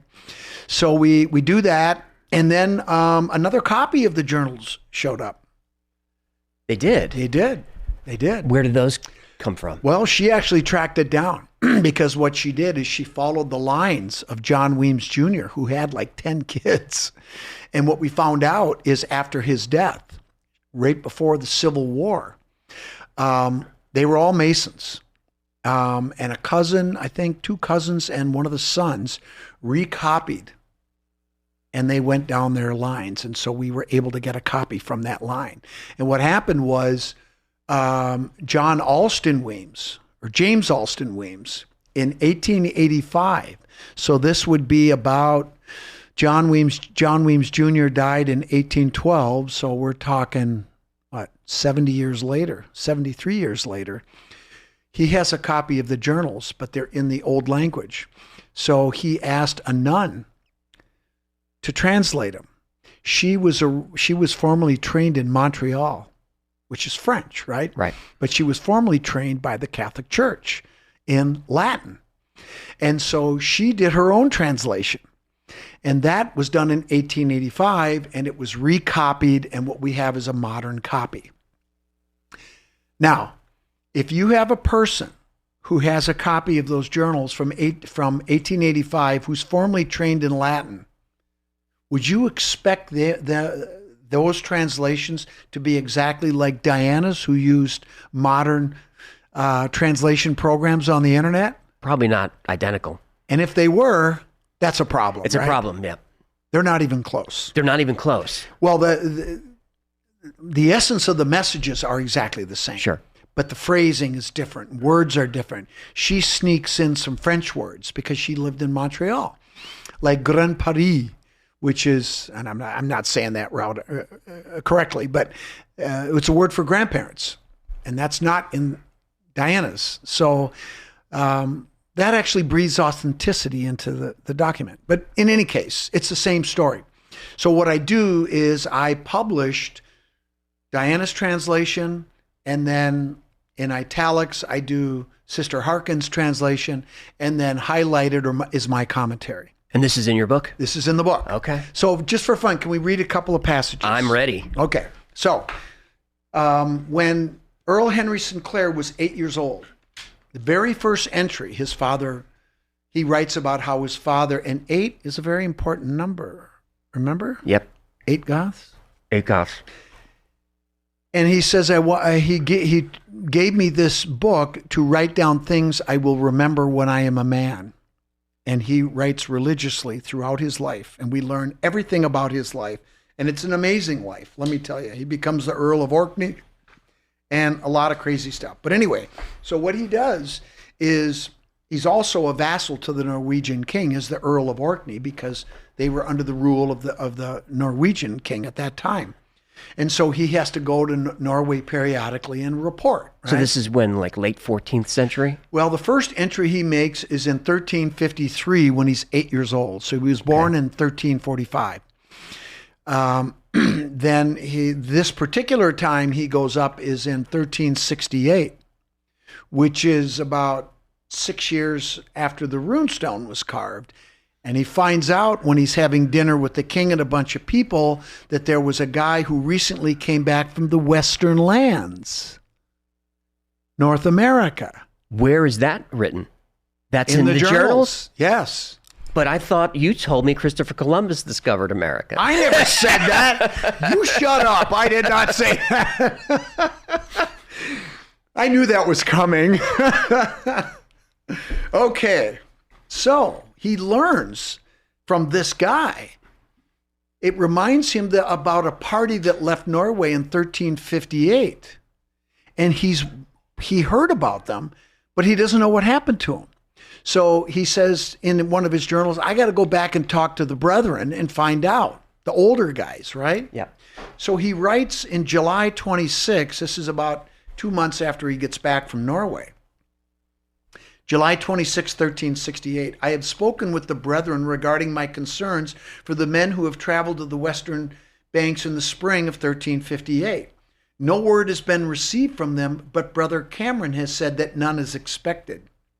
They were instructed to find suitable land for settlement. Boom! Land claim. Right on. Yep. And that more would follow. More what would follow? More Templars. More Templars are coming. They were establishing New Atlantis. New Atlantis. They were instructed to find suitable land for settlement and that more would follow. He acknowledged that they were men of the craft and included monks with herbal knowledge. So Freemasonry, alchemy. And the monks with alchemy and obviously Legend of Enoch knowledge. Yes. The runestone. Earlier, we figure out who it was. His name was Father Richards, but I don't want to go down that rabbit hole today. Okay. Because of the political unrest in Scotland, no additional brethren have been sent. It might be several years before another journey can be planned. So, in 1395 and 1398, Earl Henry takes 8 ships loaded with treasures to the western lands, and then he went again in 1398. Were these the Templar treasures? Templar treasures that were hidden in, we learn all about where they were hidden. And we know what happened after they left La Rochelle. So hang on, let's catch everybody up. These are the treasures that King Philip the Fair wanted, Yes. and they were missing. Yes. So when the arrest order came down on October 13, 1307, the agents of the church immediately went to the treasury at the headquarters of the Knights Templar in Paris, opened the doors, and it was empty. Then they went up to La Rochelle, where there were 18 ships that were parked there, loaded, well, some of them were loaded with treasure, and when the agents went up there, they were gone too. So they disappeared into history, and people have speculated ever since. This tells us exactly what happened. Are we going to learn what the items actually were? If you're nice. Okay, I got another one for you. Now, the obligation after Earl Henry came over was passed down to his son and grandson and 5 generations of the Sinclairs is you were to visit the Western lands twice in your lifetime, once with your father, once with your son, to make sure that treasures were safe. It's important to note, too, that starting with Earl Henry, they formed a deep spiritual bond with the natives, who basically bonded through ritual. The natives practice Freemasonry just like we do. Exactly the same. Funny about that, huh? Most people don't know that. I've been in their sweats, and I had to earn the right to ask my questions. They say that knowledge came from somewhere else. They've been doing it for tens of thousands of years, all the way back to you-know-who. Yep. So the natives know. Yes. And basically, and intermarriage. They also bonded through intermarriage. But essentially what the natives said to Earl Henry and his descendants was, you are our brothers. Gold and silver mean nothing to us. If you want us to guard these treasures for you, we'll do it. So every time they came back to check on them, they met with the natives, they broke bread, they shared rituals, and a lot of those knights stayed. In fact, in 1398, 120 Knights Templar said, we've been excommunicated, the plague is ravaging in Europe. You know what? I think we're going to try our chances over there. You know those native women? They're pretty cute. Where did those Templars end up? North America. North America? So not only did they leave the treasures, they brought the bloodline. Oh, boy. And put it in the natives. But that's another story. Any case. They put the bloodline in the natives. Why do you think there was so much genocide? Yeah, committed by Catholics. Okay. A lot more to the story, isn't there? Yeah, there is. So we go through all the 5 generations of the Sinclairs. We get, and the journals pass from the Sinclairs to the Weems because the later generations were not good guys. Catherine Sinclair, interesting that a goddess made the transfer to her husband, who was James Weems. The Weems clan were shipping barons then, and they still are to this day. So they had the means to go over and check on the treasures, right? So for 9 out of 10 generations, the Weems family went over and checked on the treasures. We get to the 10th generation, which is John Weems Jr., who receives a note from his father. He said, you need to come see me right away. It's very important. Get here as soon as you can. And he writes in his journal, by the way, he was the most prolific writer. He said, my father's never asked me to do something like this before. I need to get up there right away. John Weems Jr. fought in 3 wars, the French and Indian Wars, the Revolution, and I forget the other one. And he was deeded land by the government in Tennessee. That's how he got to Tennessee. He was originally in North Carolina when he got this missive when he was 28 years old. That's why Tennessee factors in. He was gifted the land. Okay. Exactly. So he goes to visit his father, who lives in Abington, Pennsylvania, which is about a 20-minute drive north of Philadelphia. And he says, son, and it turns out his father was at really bad gout. He would die 2 years later in 1771, but this is 1769. He said, you're to go with these 2 older men up to Nova Scotia to check on the treasures, and then when you're done, come back. His father couldn't go with him. So they go up there, they check on the treasures. On the way back, John is having doubts about the story, and he's reading the journals. His father gives him the journals to read. And he's having doubts? Doesn't he see the treasure? Well, no, they see where it's buried. It's in the ground. Oh, but they see piles of rocks. They see inscribed stones. They see who knows what else, what all. And he's like, descended from, kings in Scotland. This is crazy. So you know what the older guys did? What? They took him to the Newport Tower. The Newport Tower. John was an engineer, and he was fascinated with how the building was. The windows were in the cardinal points and aligned to the astronomical. He caught all that. So to catch everybody up, that's the windmill, right? The Benedict Arnold windmill. You stop it. That for some reason is round, and for some reason aligns with the solstice. I get like this when you say windmill, man. I know. But you obviously know about the tower. It was built by the Templars, and it's mentioned in here. I mean, anyway. So he comes back and he's convinced. The tower convinced him for some reason. So he comes back to his father, and his father, they've been gone for like 2 months. And he said, son, the political situation has changed. You need to go back and round up more men, and you're going to go recover those treasures next year. So he does that. He rounds up 46 Freemasons, young men, and 6 slaves. Now I'm going to ask you a question. Do you know what the word manumission means? Yes. To liberate a slave? Damn. Nobody gets that right. Oh. I didn't know what that was. I learned about it in the journals. So what did they do with this? So those 6 slaves that went up and helped recover their treasures were freed when they got back for their service. Wow. So 46 men and 6 slaves go to Abington, where there was a special meeting. It was like the rah-rah speech before they took off. Remember, they're going into British territory, right? Right. And so... And this is about what, like 1770? 1770. Okay. So it's dangerous. So yeah.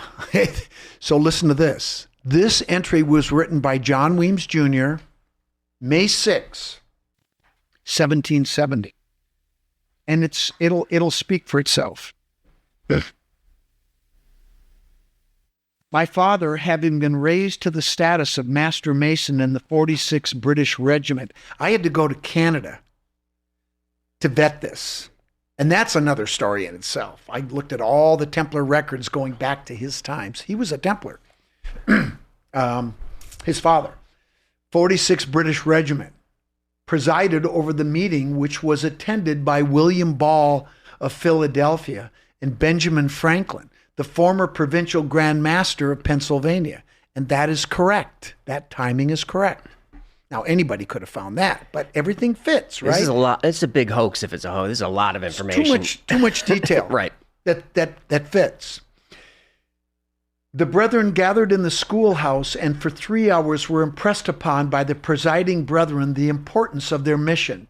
We were each divided into groups of 5, and each group was named after the ship of Earl Henry's that brought the treasures up, which is kind of cool. Yeah. And told to embrace each other in the coming journey and learn to trust and depend upon each other as it would become vitally important in our task. The presiding brethren also imparted their knowledge of current political events and told us that it was immensely important that the Templar treasure find its way back to the Grand Lodge to assist in the oncoming war.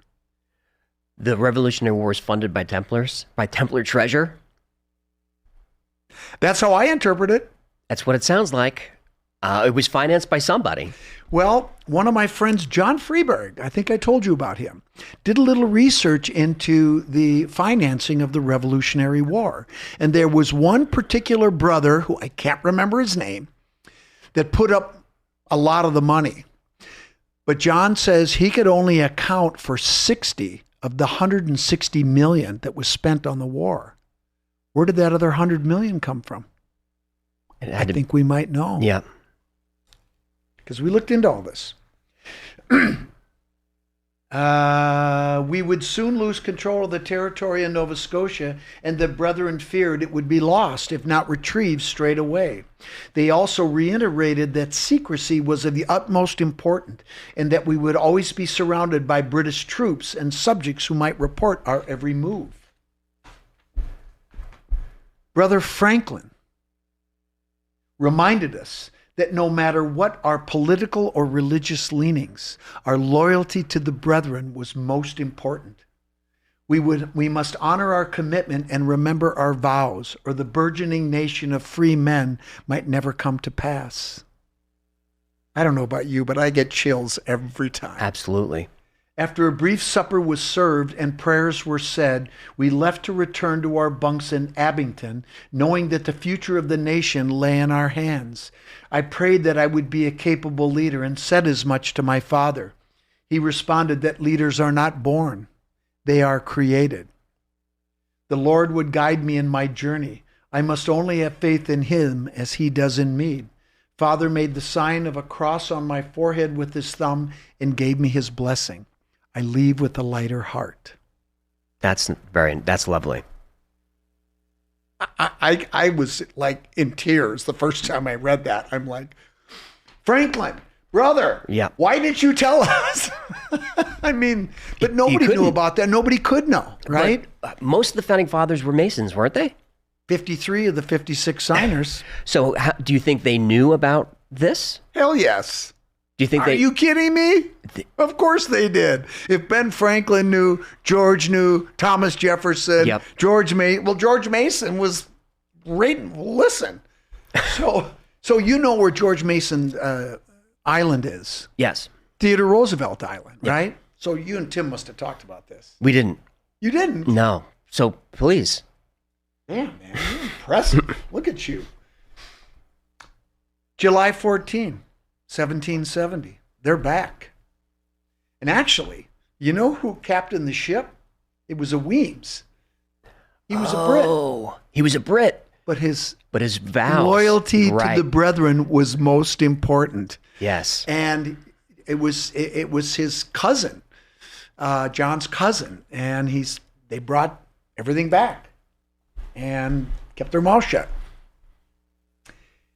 It has taken the greater part of the day to transfer all the cargo up the Potomac River to Mason's Island.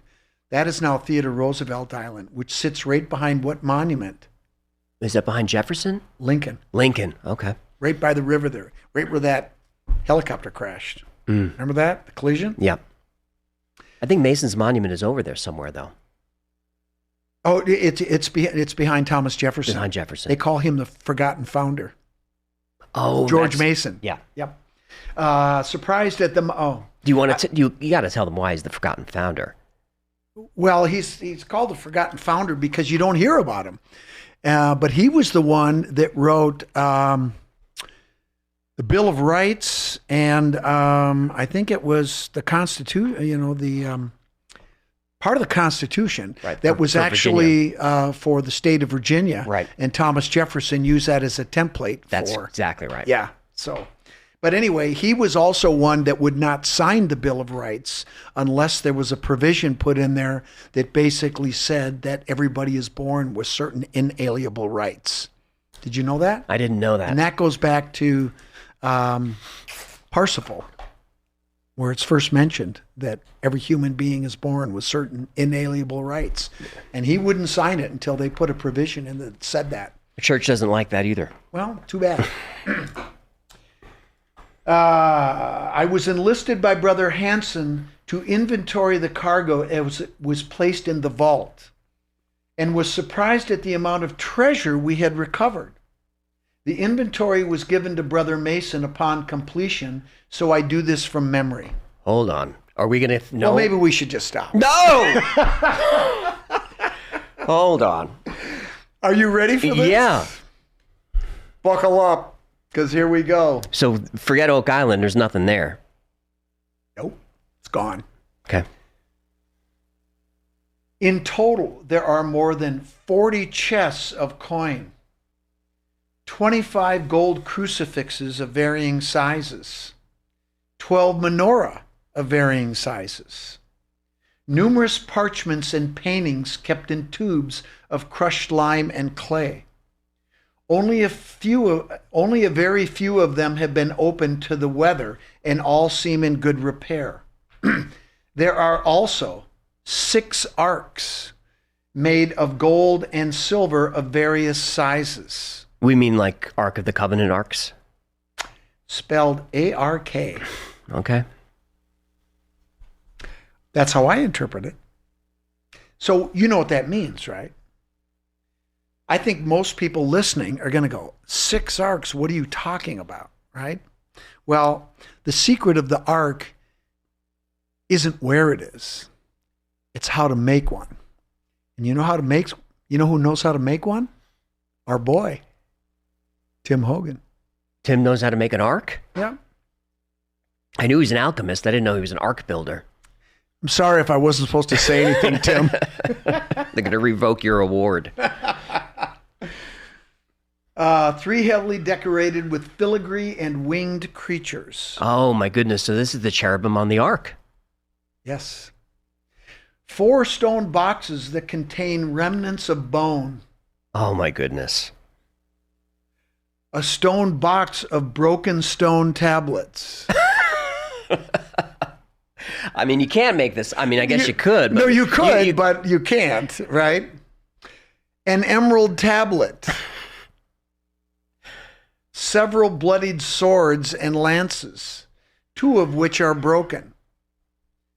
1 stone box contains flasks of mysterious substances. Alchemy. Yep.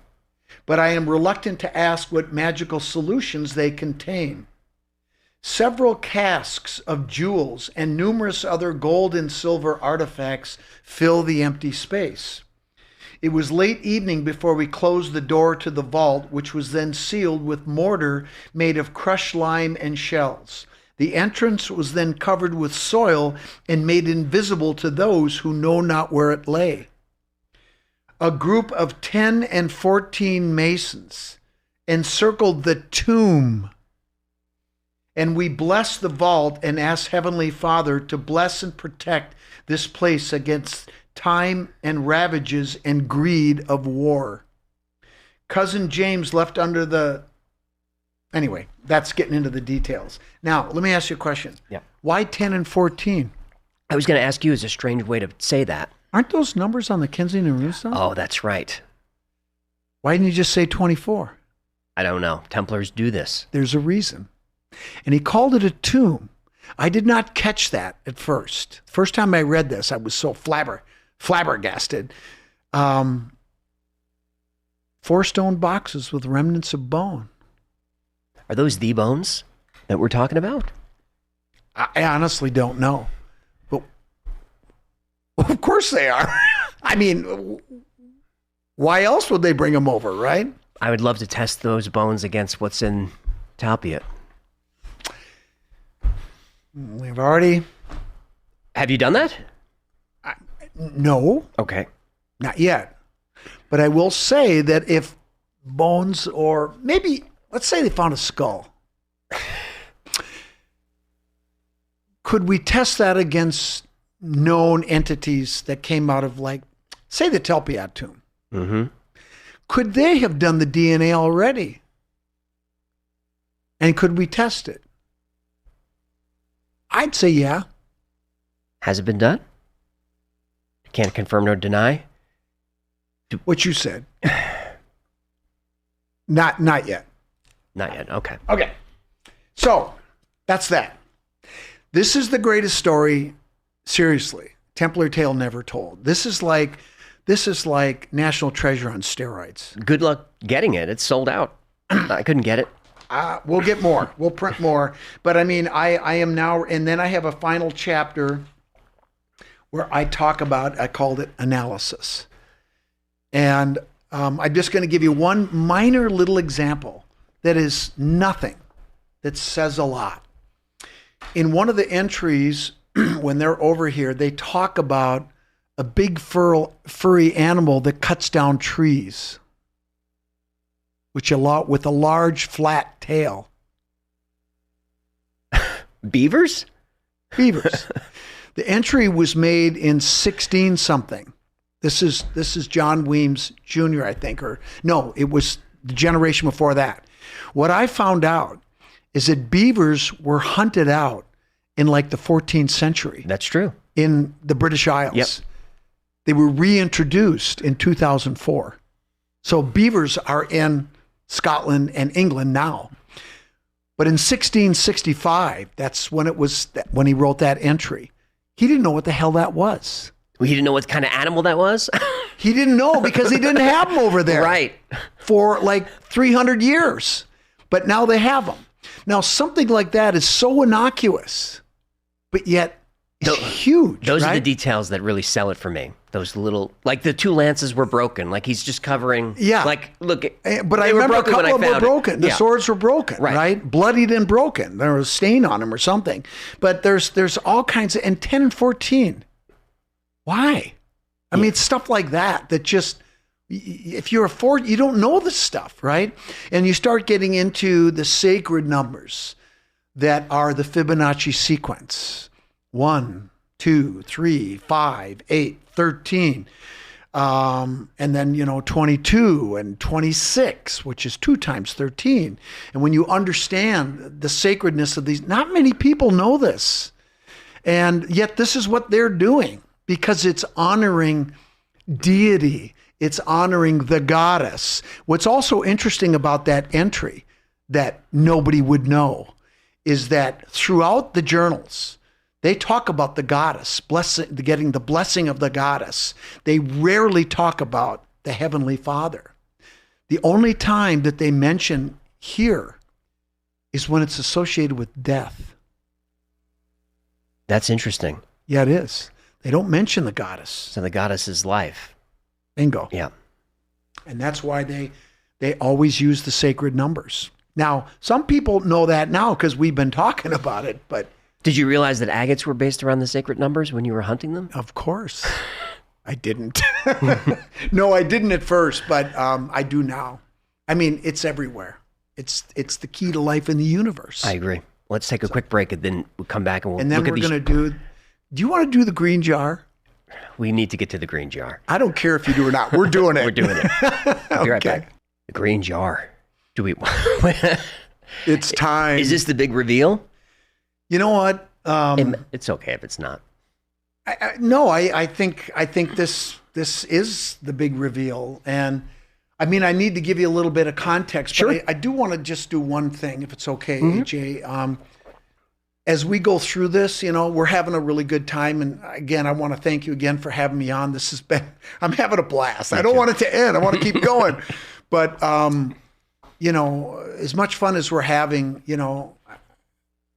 I just want people to understand that what we're doing here is we're not trying to go after anybody. We're not trying to attack anybody's faith. I'm not trying to make a point. We've been doing this research. I've been on this path, and it led us to finding this jar. And I'm going to tell you the story. And it's about some of the most important things to a lot of people. And I just want people to understand I'm not here to try to offend anybody. I'm not trying to attack anybody's faith. I'm just presenting the information. I'm certainly welcome to have my own opinion, but I'm not trying to project anything. We found it, and here's what it says. And I think that's good enough. So if people can do their own research, they can believe what they want to believe. Yeah. We're not here to change minds. Yep. We should just follow the evidence. Yeah. And it's a great story. It's a great story. It's Yeah. it's a treasure hunt. So, all right. Well, let me give you a little bit of context. Okay. So, in 2006, I was at a conference on the East Coast, near a conference, New England Antiquities Research Association, and I gave a lecture. And then afterwards, I was introduced by a woman named Zena Halpern, who was a good friend, to a guy named Don Rue. 6'8" guy who has a voice like this, so if I talk like him, I can't help it. But anyway, very interesting guy. And he asked me if I would help him with some field work. And in 2008, myself, Steve St. Clair, my son Grant, and a guy, another friend and researcher by the name of Dave Brody, went up into the Catskill Mountains and to help Don with some research. And we found some carvings up there, Theban letters carved in the rocks, and an inscribed stone. We found an inscribed stone. Wow. Had the latitude and longitude of Montreal. It had some interesting symbols carved on it on the backside, which we now know are a Tanit symbol, which is the ancient goddess of the Phoenicians, and something called the wilted rose of the House of the Magdalene. I didn't know what those symbols were at the time, but I do now. How did you date this stone? What age is this? We aren't really sure, but it probably dates back to about sometime in the 17th century. Okay. Not that old, not super old. In any case, I got to know Don, and I came to realize, kind of along with him, that he worked for an agency starting in 1961 until it was dissolved in 1994 that did work for our military. They were paid to do certain work. And I'm supposed to say... He didn't tell you what kind of work? You know what kind of work he did? Yes. You can't say? I can't really go into all of it. I understand. I don't want to upset Don. Don's 83 years old, and, Let's not upset Don. I don't want to upset Don. But anyway, his best friend was a guy by the name of Bill Jackson, who, after he got out of serving in Korea, needed a job, so Don got him involved with this agency. So they started working together. And they lived in New York, in the Bronx, and one of the things that they used to do, and in 1968, they went up the Hudson River to a place called Bannerman Island. Francis Bannerman was an arms dealer who would sell to both the North and the South during the Civil War, and then his son sold to people leading up to the First World War. It's an interesting story. But he was a Scottish arms dealer.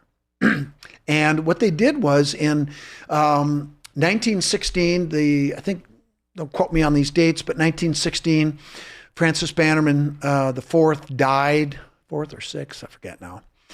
And then 2 years later, the munitions that were stored on the island blew up. So all this stuff went into the water, Hudson River, around the island. Don and Bill and his buddies would go up there and scuba dive and snorkel, get the munitions, take them to the Bronx, and pawn it for money.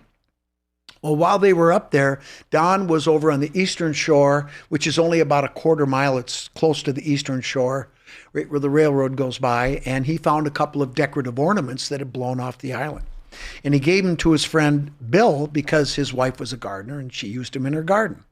A year later, their 5-year-old son pulled the top ball of this decorative ornament and realized that it opened, and Bill opened it, and inside was a clay tube 4 inches long, inch in diameter, sealed with beeswax.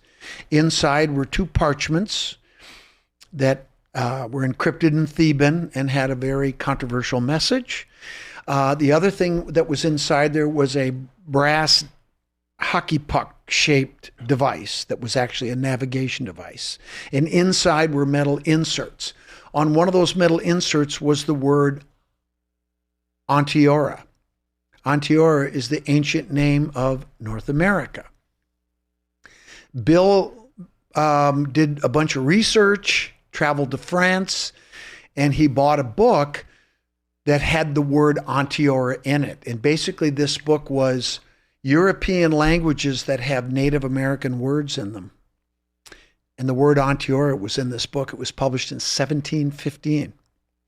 What Bill Jackson then did was chase down the descendants of the two authors, Rochefoucauld and Benvenuto. He eventually met the descendant of Benvenuto in Rome, who had a document that was referenced inside that paper that we now call the Cremona document. And it was offered to Bill, and he bought it.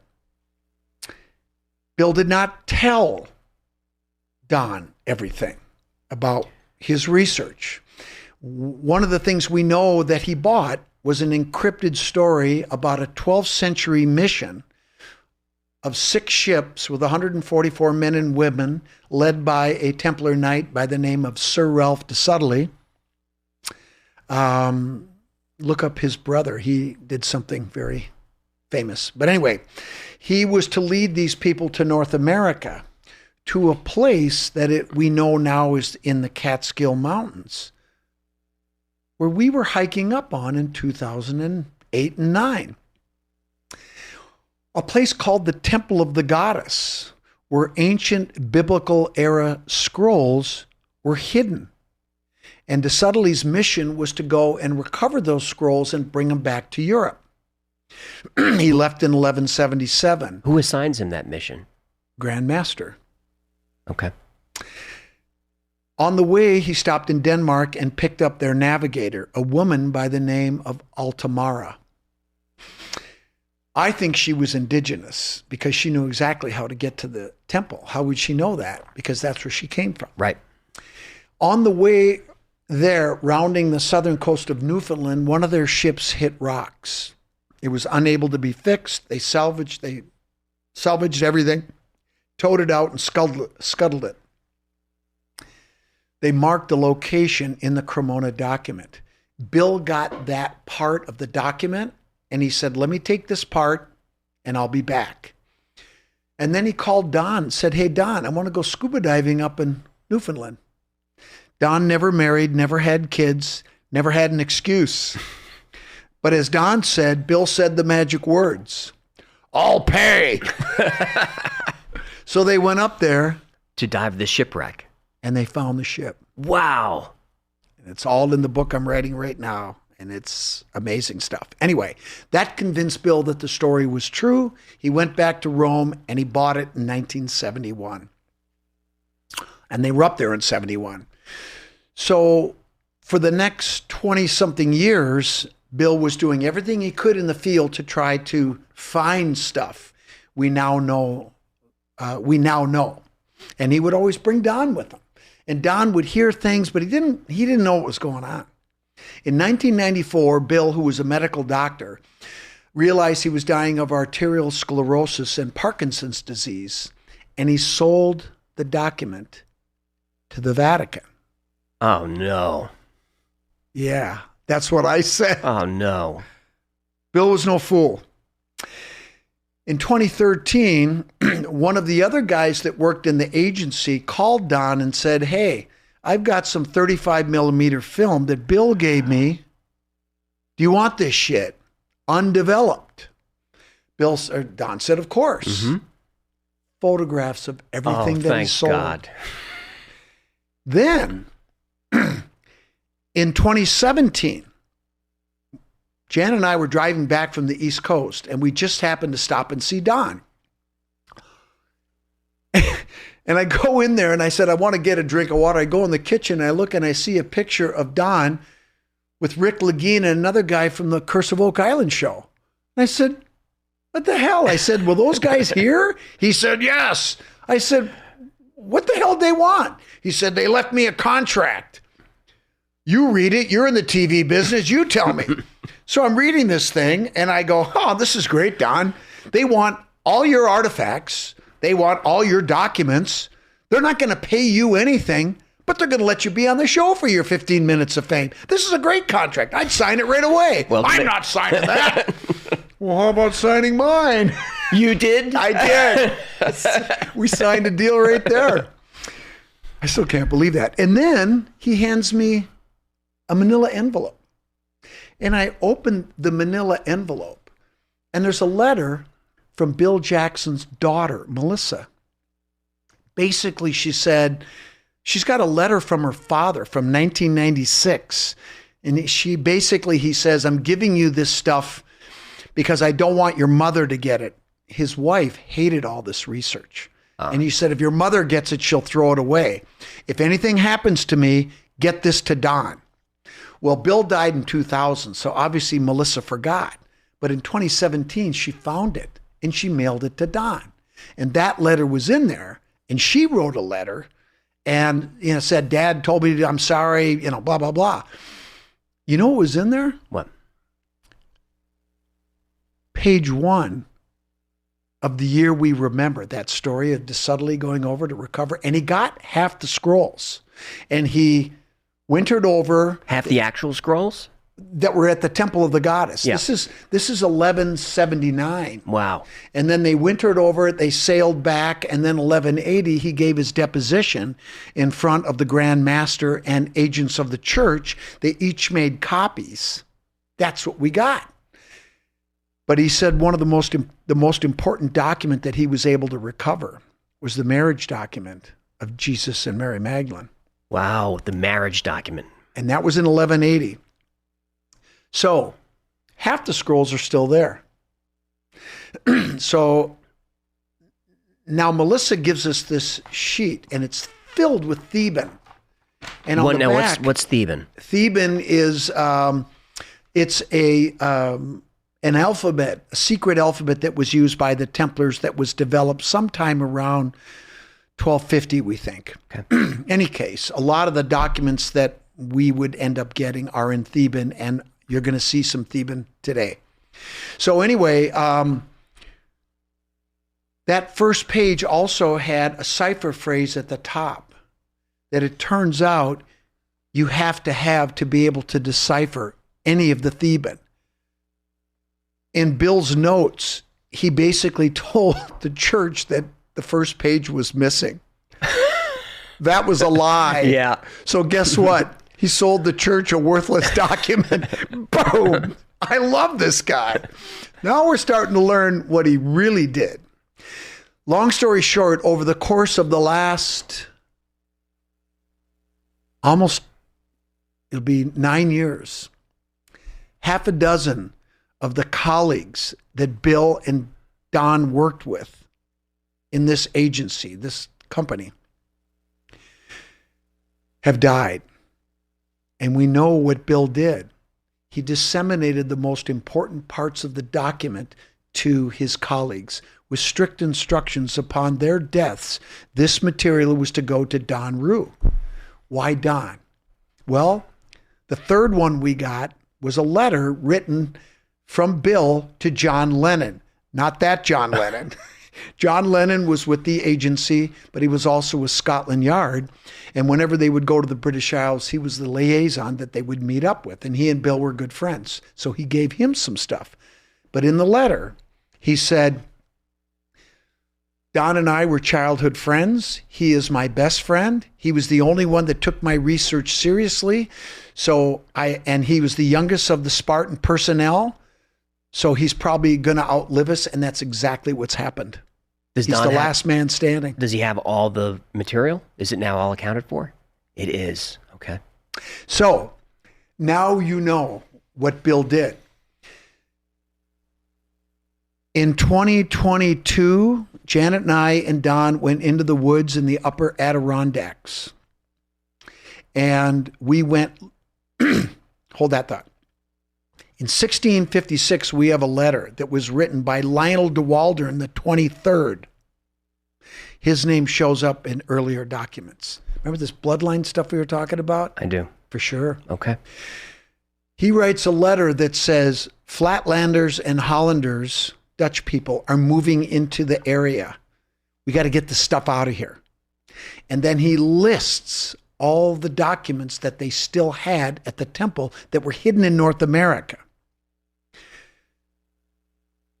One of them is something called the Book of the Wars of the Lord, which is mentioned in Numbers. This is allegedly a lost book of the Bible. Yes, but no extant copy is known to exist today. That's not true. we have 2 parts. You have that book? Remember those pictures? Yep. That's what the Vatican wanted. Of course they did. Because in the Book of the Wars of the Lord, which we now have, Bill gave to us in his weird way, there are 2 things that are problematic.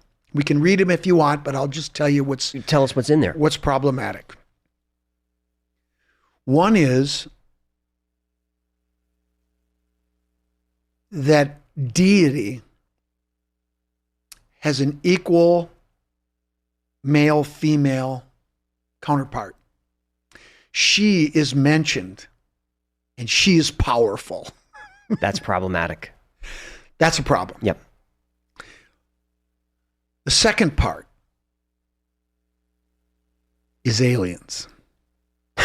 In that book, what do they say about the aliens? How are they described?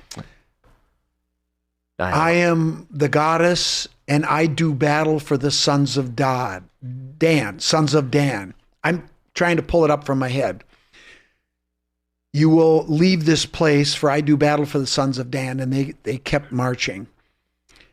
And then she calls down a silver beast with wings like a bird that spat lightning bolts into the water. And the horses of the chariots died. And the men shook as with palsy and died because they entered the shallows of the water.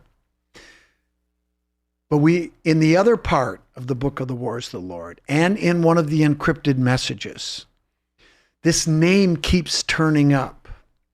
The Angel K. The Angel K. I'm not familiar with that. Well, in one of the encrypted messages, it says, I saw the lights again. The right one descended upon my winter lodge, and there stood the likeness of Ammon, not a man. This is in Scripto Continua, but it's A-M-O-N. I kept trying to make it an A, but Janet said, it's a frickin' O. And it's an O. Ammon. He spake I saw around his eyes a light blue color. He spake into me in the tongue of the people. He said, can ye understand me? I said, yea, but yet that's not my native tongue. So he switched. Telepathy? Wow. And so he sends him on a mission. Now, remember I told you about the letter where they got to get the stuff out of there? Yep. They took it to Montreal, hence the stone we found. And lots of messages that tell us that's what they did. But on the way up through the Adirondacks, they diverted. And they buried the Book of the Wars of the Lord in a different place. That was in 16-something. This message I just gave you was in 1898. And of course, I thought the runestone was going to show up. Right, of course. Well, it had nothing to do with the runestone. But that's what it says. And what the Angel K told the scribe at the time, who was updating the Templar records. And he finished that job in 1908. That's what all this is. It's the last update. He said, get the Book of the Wars of the Lord. And he sent him on the mission to go get it. And he got it. And he gave it to the Angel K, who said the book is no longer amongst the world of men. Which begs the question, why did the aliens take it back? Because in 1898, was the world ready for a dual-gendered God religion? No. Was the world ready for aliens? Nope.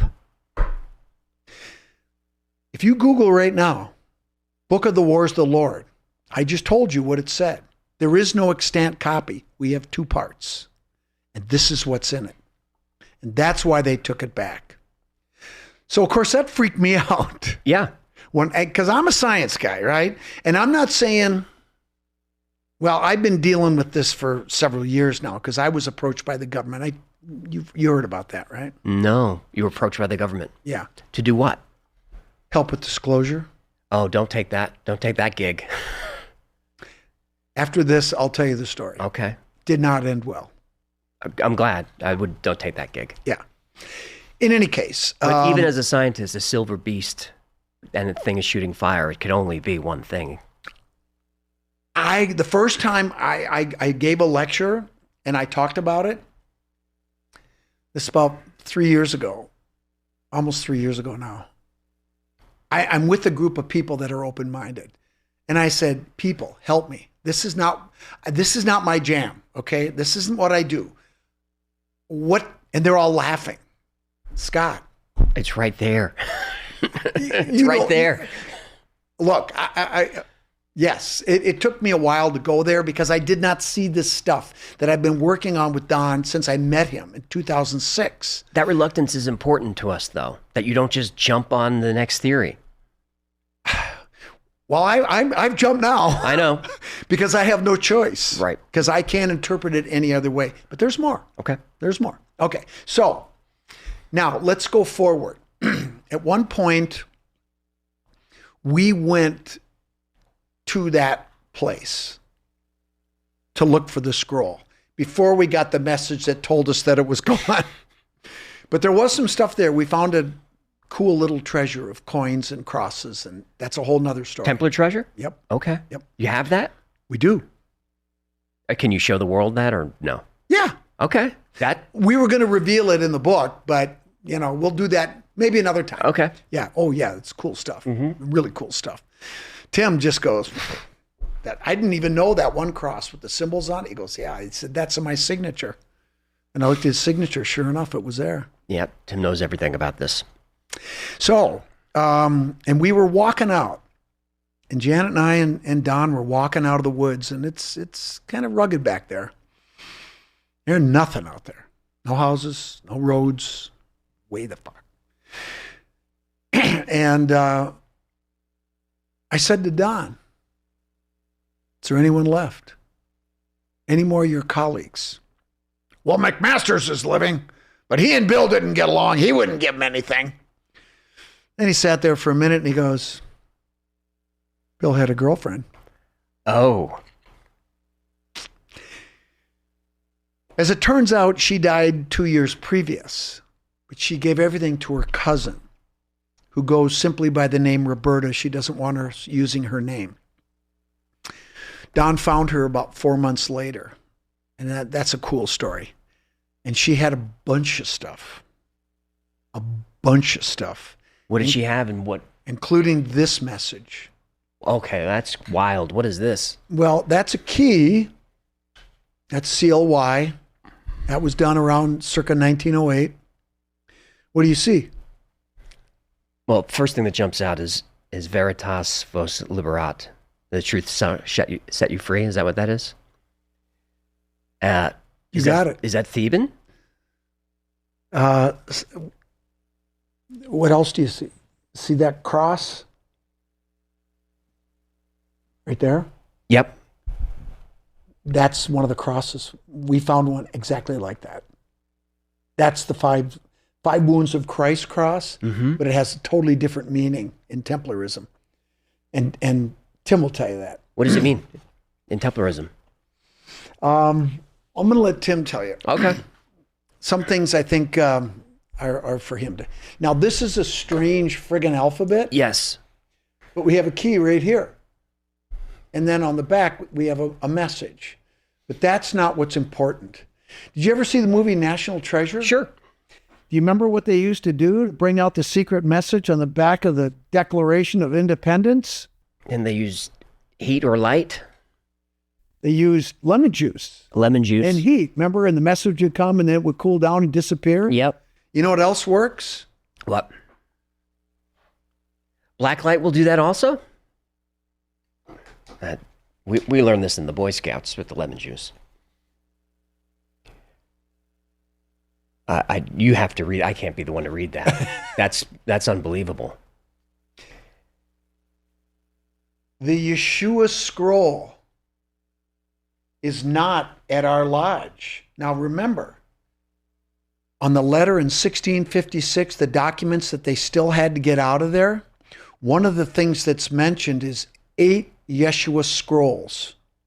8 Yeshua. Okay. We have another message where the angel K says to CLY, the guy that did this work, who went and got the Book of the Wars of the Lord, he said, take the Yeshua scrolls, pick one, burn the rest. I do so. All go with the Sulpicians. Montreal was settled by the Sulpicians, which is a branch of the order that came from Saint Sulpice in Paris, France, which is just a few blocks down the street from Notre Dame Cathedral, which is about 2 blocks away from that plaque that Tim told you about, where Jacques de Molay was not burned at the stake, roasted. He was roasted at the stake. He was roasted, so he would suffer more. Right. So Montreal's a Templar city. Hell yeah. Okay. That's a great story too. The Yeshua scroll is not at our lodge. We went back to the old land and laid it in the dirt where the bear eats the moon. It is a right bite. Talico. Talico was CLY's indigenous name. He was married to an indigenous woman. This is late 1800s, early 1900s. What the hell is he talking about? I don't know. I do. Is he giving indication where that scroll is? Yes. So there's one scroll. Why burn the rest? Okay. I was upset when I read that. Yeah, That's in a different document, but I was extremely upset when that happened. So that takes us all the way to, Roberta gave us a bunch of 6 encrypted messages. One was invisible, but the rest were coded. Everyone is different. That's the thing about these encrypted messages. Everyone's different. Some will have a different cipher phrase. They use different alphabets. Some are in Theban. I mean, just because you get one doesn't mean you're going to get the rest. Right. They're all different. But we've done so many of these, and of course, Don has a lot of experience. We've been able to figure them out. So you've been able to figure out the cipher phrases? Yes. Yeah. And we're going to do one. Okay. So flash forward now to last June. I'm at the Cosmic Summit speaking, literally giving a lecture. Don calls me, but I was speaking, so I had my phone up. I didn't know. I get off the stage. Oh, Don. I get alone. I go, Don, McMaster's died. What? I thought he and Bill didn't get along. Well, apparently they got along. And in July, he drove down to New Jersey to meet with the executor of his estate, and he gave him 2 things. This. Wow. So McMaster's was holding out. Roberta didn't have everything. What do you see? I see characters and then Roman date. And you see what at the bottom? That's CLY's sigla. Oh, okay. And that's a pseudonym, by the way, Clyphus Licinius Jarbo. But every scribe throughout the tradition took on the same name, because what they're doing is updating the Templar records and their treasure maps. Gee, if you're the scribe for the Templars and you're doing their treasure maps, do you think maybe some people might want to talk to you? Yeah, I'd use a different name. Yeah, use a different name. But they use the same name throughout time. But shouldn't the Templars the 23rd. Shouldn't Templars want to copy this again and pass this down? Isn't that part of the... This is the last This time. is it? This was the last. It says in another message, this is the last time. Last done in 1908. And that's when this guy was around, and that's everything. The papers all seem to fit. Although this stuff is more modern, and you'll see why in a sec. Why would it be the last time? Is a mission complete? You want me to be totally honest? Yes. I think that they knew what was coming. They understood procession. They knew shit was going to hit the fan. It's all happening at once. It's all happening right now. It's happening right now. And I don't want to get too over the top, but this is a big deal. What's happening right now in the world, everything that's happening, it's like everything's spinning backwards. But as we talked about, after the storm comes the light if you get through the storm. Right. So what you and I are doing right now, and what Tim is doing, and a lot of our other people that are of like mind and like goals, right? And when I say to people is, I want to make the world a better place. And I've been saying this for a long time, not just for you and me, but our children and our grandchildren and the ones we'll never meet. We've had a wonderful upbringing. This is an amazing world. It's a beautiful world. And people are wonderful. You're a great dude, man. I'm having a ball. Me too. But I want my kids to experience that. I want my grandkids.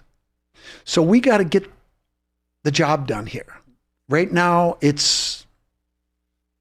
I agree. I worry about what my son's kids are going to live through. Yeah. I mean, it's time for us to raise our swords and it go is. to battle. I agree. And this is our sword right here. So here's what this one says. In Theban, due to increasing storms, the order thinks the scroll is not safe now. We move to the mainland. Trees cut, stumps remain, moss covered. In Roman numbers, 1933. Now, Sherlock here initially thought increasing storms meant weather. I've been to where this place is, obviously. And I thought, gee, that'd take a lot of rain for the water to go up. And then all of a sudden, and Jerry Lutkin said, Scott, I think it's a metaphor. Yeah. And I'm like, oh, shit. Hello? Events leading up to World War II. Sure. The Nazis. So move from where? Where were these artifacts? On an island. Is it Oak Island? No. In a lake in the Adirondacks. Okay. Way the hell. There to this day, no roads, no cabins, no houses, no nothing. So in 1934, there was supposed to be a meeting of all the extant Templar orders that still existed in Europe. And it was called the Council of Fiducie. And what they were going to do is figure out what they were going to do with the secrets that they were holding. Now, Tim may have told you this, but the Nazis were not just rounding up Jews and gays and people they didn't like. They were also rounding up Freemasons. Because in Freemasonry, as you go through, you're being vetted. And you might be invited to other orders depending on certain things. I know that because it's happened to me.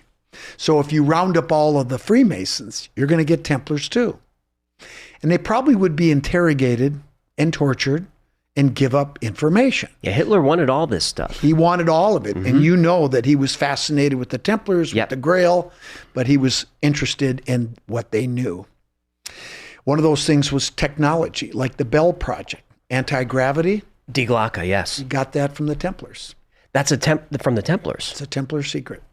Yeah, that supposedly comes from Vimanas back in ancient times. Could be Atlantean technology. I would put my money there. Yeah. Definitely. So the council never happened. So a lot of those orders that survived fled to the United States and hid their stuff over here, including the Yeshua scroll. Now the next part says, Captain Marchand repackages and reburies the scroll. And then he says some more stuff. I forget now. 1953. Okay. CLY the 23rd. So this isn't a family thing. This is whoever the document reproducer was, is a tradition that was passed on. And the Cistercians and the Templars had scriptoriums in their monasteries. And they had brothers, all they did was copy and recopy manuscripts. Right. So this is expected. This isn't, wow, that's cool. This is expected. So on the back, though, is another invisible message. There is? Yeah. Where's your light? Oh, there it is. There is. Can you read it? I know it's hard to read. Captain Marchand dies, 1903 exact. 73. 73, exact location of scroll lost to us. Yes. With a hooked X. With a hooked X. There's the hooked X again. So I read this. Oh, no. And I'm like, I'm not wasting my time on this. But I think what happened is if a bad guy got a hold of this, and clearly they were worried because they moved the scroll, right? Maybe some Nazi spies were coming over. Well, since they mentioned Captain Marchand, we'd like to have a talk with him. Oh, he's dead. Can't talk to him. Scroll's gone. And maybe we should talk to we don't know where it is. It almost turned me off to go look for the scroll. So that's a red herring? It's a false flag. False flag. Exactly. It's a red herring. And it almost worked on me. But I don't want to be an older man and go, I wished I would have gone. No. So we went. And McMaster's estate gave Don something else. This map. That map. We'll put these on the screen for everybody, but looks like 2 islands. Mm-hmm. So they moved them from these islands to the mainland. Now, you see those 4 dots? I do. Those are giant glacial boulders that are taller than this table. So you found this place? Been there. Okay. Yes. We took a float plane in because there's no roads there. And so we rented a float plane. We flew in, and this guy brings fishermen in. It says scroll there. Is that buried? Is that the scroll? That's the scroll. So if you go back to, that's a whole nother thing. That has to do with the skull, but we digress. Okay. So right here it says 320 degrees, 138 feet. And from this right boulder, it says 138 feet with what kind of looks like that. So we go there, and I pull out my compass, and those 4 glacial boulders are sitting right on the edge of the shore. I stand in front of the one, I set my compass to 320 degrees, paced off 138 feet, got the metal detector out. Ding, ding, ding. You're kidding me. Dug it up. There's a little aluminum vessel for camping, cooking. Right. When you're camping, garbage. But you know, when you have your compass, you could be off by a couple degrees, and even at 138 feet, you could be off by tens of feet. Sure. So we just went in an arc, moved up a little bit, kind of on the top of this little hill. Ding, ding, ding, got another hit. 1950s era Coke can. Are you killing me? Moved over a little bit more. Ding, ding, ding, ding, ding. The first thing I pulled out was a 10-inch long aluminum nail. And I'm like, this isn't trash. Mm-mm. Maybe somebody dropped it. Or maybe not. Ding, ding, ding, ding. It's still binging. And now we're right up against a stump that had been cut, covered with moss. And it was old because I could just tear it apart with my hands. So I started digging. Did you connect this with the message at this point, the moss-covered stumps? Well, of course. Yes, okay. Yeah, hell yeah. When were you up there? August. So this just happened? This just happened. So I'm digging, and my friends kept, dinging like this. And all of a sudden, I reach in, literally going under the stump, and I pull this out. And I'm standing here like this, and there was a metal can on top.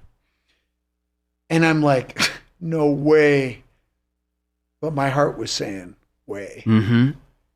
And it was filled with sand. Inside the jar? In the jar, totally filled with sand. But I could see, I was moving it like this, and I could see little black things in there. They looked like coins. The top, when you took the tin top off or the metal top off, this was covered in wax, sealed with wax. No, okay. Because there was paper inside. Sure. And so I took that aluminum nail and I knocked off.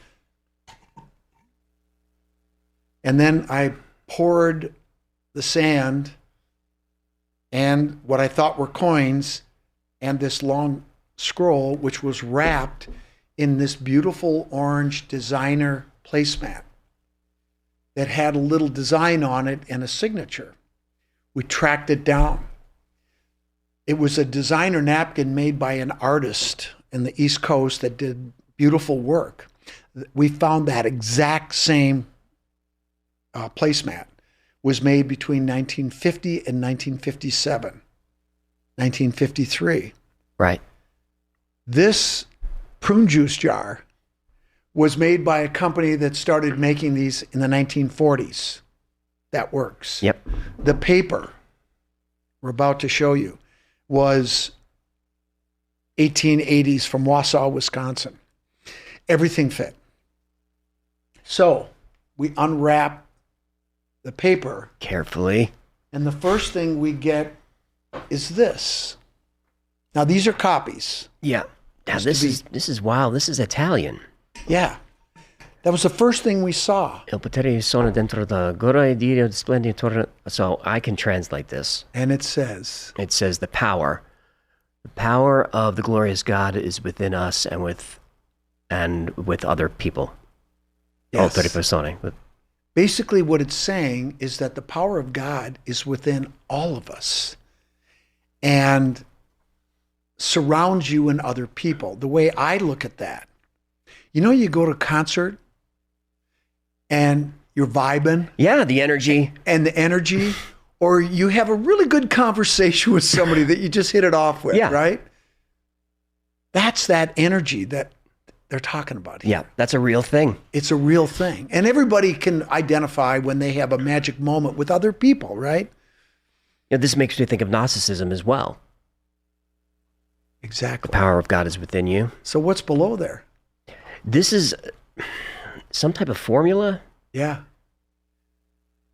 I don't recognize it. I don't recognize it either, but other people do. And basically it has to do with quantum physics. What? Do you know more about that? Yeah, but I think we want to get to the best part. Yeah, we do. This is a whole nother deal. Yeah. This collective is crazy. So then we opened it up and we got 6 pages. So Well, 3 pages with stuff on each side. these came out of the green jar? Yeah. Are these actual size? The actual size. So just grids of characters and numbers. I think you said this is scripto continua, meaning Yes. just one long line of text. There's some areas that give us a little bit of help, but it's basically scripto continua. So the cryptography nerds will know what that is, and this the cipher phrase would be a visionaire So- cipher. I want you to hold this piece right here. Okay? Yep. Because after we found this, of course, the first thing we did is drive right down to Don. Don had gotten in a car accident at the end of May and broke his shoulder and he was messed up. He couldn't go with us. So the first thing I did was I made copies of this and I gave it to him. And then we went to the hotel and we started deciphering. We didn't leave the hotel for 2 days. How did you know how to decipher this? It took time. I bet. Okay. So this is on the last will and testament? yeah, isn't that weird? That's weird. I don't know what that is, but that's what it says. Everything means something to me. Yes. Well, as it should. Okay. So the first 8 lines, there's that number again. How many columns are there? 6, 9, 12, 15, 17? Yeah. So here's what that, and this is just 1-to-1 letter substitution. This one was easy. I did this one in 45 minutes. This is what it says. The 325-year compilation of old and new writings is not the infallible word of God, but the fallible compilation of the Roman Catholic Church to support their doctrine. Oh my goodness. That is the most succinct and perfect way to sum up the Council of Nicaea. Yeah, it is. It's beautiful. We got that right away. And so you know what we did then? What? tighten the seatbelts. Yeah, that's heavy. Mm-hmm. The next part, which is 6 lines of strange characters. Yes. Okay. That alphabet we've seen before, but this was slightly modified. Same characters with additions, but we recognize that we were able to figure it out. Says this, translated from the original Aramaic by Brother Simon for the poor Knights of Christ. The Templars. That's what they used to be called before they were called the Templars. Yep. Now, I got all hung up on the poor Knights of Christ. What the hell's the? Right. What is that? Well, guess who figured it out? Janet, probably. Don. Usually it's the goddess, right? It usually is. It was Don. He goes, it's a tell. And then I went, oh my God. The first the is telling you. The rest is the cipher. Holy shit. Poor Knights of Christ is the cipher That's phrase. the cipher phrase. Hollywood's going to want a word with you. Guess how many letters are in that cipher phrase? How many? How many bones in your skull again? What did we say? 20? 2. 22. None of this is coincidence. No, it's not. The next part, which is in Numbers. Right. Encrypted by Brother Leonidas for the Order of the Grail, 1897. So let me tell you one thing we did not talk about on the Kensington runestone. Remember I talked about the codes? I told you about the dating code. Yes. I didn't tell you about the Grail code. No. The first 4 letters.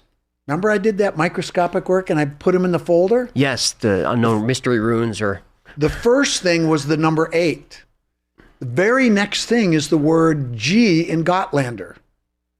And there's an extra dot in the upper right arm that doesn't belong there. Went in the folder. The next letter singled out was the letter R that had a dot right through the lower right leg. You can't miss it. Doesn't belong there. Put it in the folder. The next thing was a hooked X that had another hook. Normally the hooked X has a little hook in the upper right arm. Yes. This one had a hook on the lower left leg. Put it in the folder. By the way, the hooked X is being used on the Kensington runestone for the letter A. And it looks remarkably like the Hebrew, a straight line stonemason's version of the Hebrew Aleph. The letter A. Which is the first letter in the Hebrew alphabet. It's being used for the letter A within the Kensington inscription. So we've got GRA in the folder. Remember that funny L? Oh, no. You're kidding me. Well, there's another one. Okay. That has the one I talked about, which is the dating code in Sinclair. Yep. That goes all the way across on both of the vertical lines. But there's another one just before that, an L that has a little mark on one side. Put that in the folder. What do we have? GRAL. Which in medieval Old Swedish is Grail. That Grail. Could this be the same order? It has to be. It's too many things line up. I'm liking it. Yeah. And you know what? I'm going with it. I think you have to. Everything just lines up. This is too much. Okay. Now we're going to get into the meat, and then we're going to get to the finale. So the rest of this is numbers that go on for that page, the next page on the other side. Right. This page and that page, all the way to here. Why do we have spaces here? Do those mean something? Well, just in the beginning. Right. And I think maybe they were trying to help. I don't know. Okay. But it goes all the way to here. Okay. But I don't want you to see this yet. Okay. And I'm just going to read it. MF. MF. That's what it says. MF. Equals MG. Okay. You can do it. MF equals MG. It's an acronym. Male, female? Close. My father. My father. My goddess? God. Oh, my Well, God. My father, it my could be God. goddess. Or goddess. You know what? Why couldn't it be the goddess? We assumed. See, this is what you got to be careful of, is assuming. You just said goddess, but we said my God. Let's see. Okay, let's keep going. So MF, my father, equals MG. So it's either my God or my goddess. Father, Genesis chapter 1. Let us make man in our own image. Genesis chapter 1, plus 3, 5, 16. Let us make man in our image. In the image of God made he him. To make more, he needed a female, so Eve. They made Cain and Abel.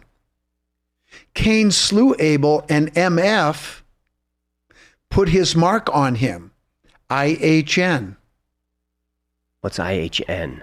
In his name? In his name, right. That's what we think.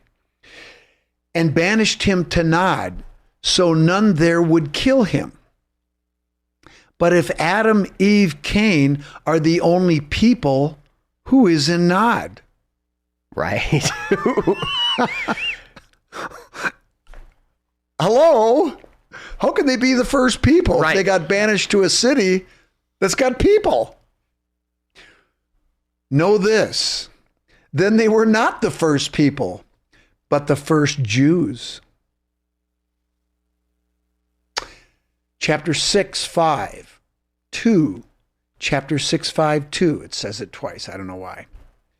And the sons of MF saw the daughters of men and found them pleasing in their sight, and came and knew them. And they settled in the land of Nod, where Cain was sent. So their children enjoyed life for its pleasures, both male, female, male, male, and female, female. Oh, my. This does not procreate or honor MF, so he destroyed them all. But flood nor fire succeeded. Thus, the sons and daughters of natural man filled the earth, yet nowhere did they mate with a Jew till Lisbeth. So let's back up. I take this as homosexuality is okay. That's what I read. I've always thought that. None of my goddamn business what happens in people's bedrooms. That's right. But this is a problem. Well, or is it? It's not for me, but it's a problem for the church. Well, they might have to rethink that. Good luck with that. Yeah. Well, gets better. Till Lisbeth, who I think is referring to the mother of John the Baptist. Yep. This does not procreate. The sons and daughters, natural men, filled the earth. Nowhere did they mate with a Jew till Lisbeth. Who's they? Who's they? Seeing it work in 6 weeks, showing signs of being pregnant. Right. The angel Anton came and knew my mother. What's happening here? What is going on here? You tell me. You tell me. No, you tell me. The angel Anton. Knew my mother. Who's talking? Holy shit. Is this an autobiography? Is this Yeshua's autobiography in the first person? Well, if you're not sure now, you're going to be. Oh, okay. I watch my language. No. You can say whatever you want. It's your show. But Jan and I chose MF. Then know this, Adam and Eve could read or write. Thus the tree of life was not a tree, but a book that spoke. The fruit chapters numbered 1, 2, 3, etc. So MF looked like man except for intelligence, hence the book to store it all.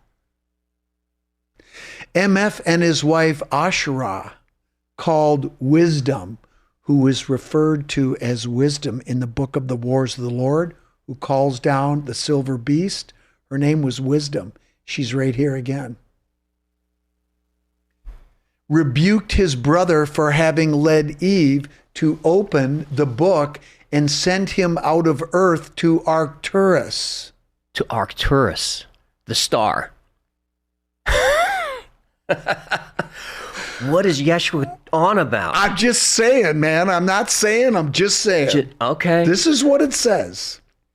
And I can say this, we got this right.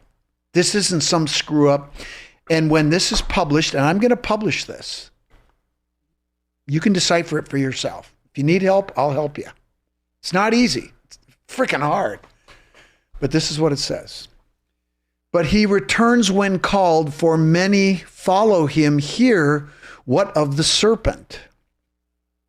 Natural female mated with my uncle and got the creature with legs that crawled from the waters, and over time came to be natural man, strong and large of stature, worshiping its ancestor. This is Jesus talking about evolution.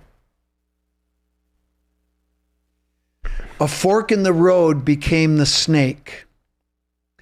Another natural man and woman. So if you follow me, whether you turn right or left, you will hear a voice behind you saying, "This is the way, walk in it."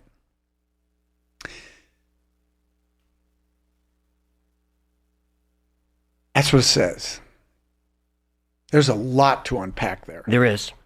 And I don't think we're going to do all that today. No. But I want you to look at something. Yeah. This is the end of right here. Okay. See the numbers? Yes. There's something in English right here, the last line. What does it say? As I am allowed to say. Boom. Nobody gets it that fast. Good job. Okay. Is that Yeshua saying that? And who would not permit him to say? Okay, well, we'll answer that question right now. Another notch. Because it's going to get real now, brother. Okay. So this is the message. Okay. So now look at that page. Yep. And turn it long way. Yep. Now, you see these letters? How many of these are on that page? How many letters? No, rows of letters or lines of letters.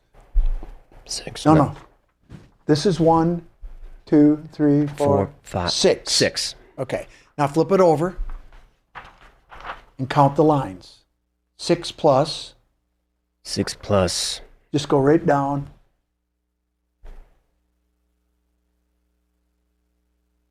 17?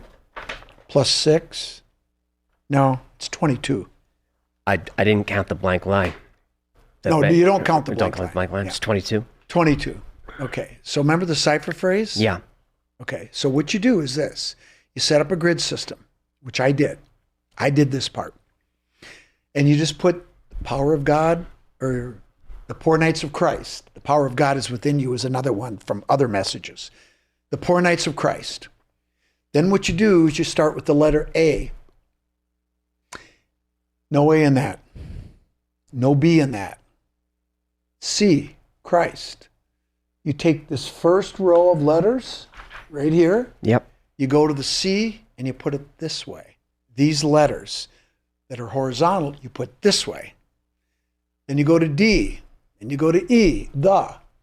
And you pull the next line. You put that under the E, the first E. The next line, if there's you follow me? You go all the way through the alphabet. It's a shift and then cipher. all 22 lines fill in. And then you read it this way. That's how you do it. This is what that says.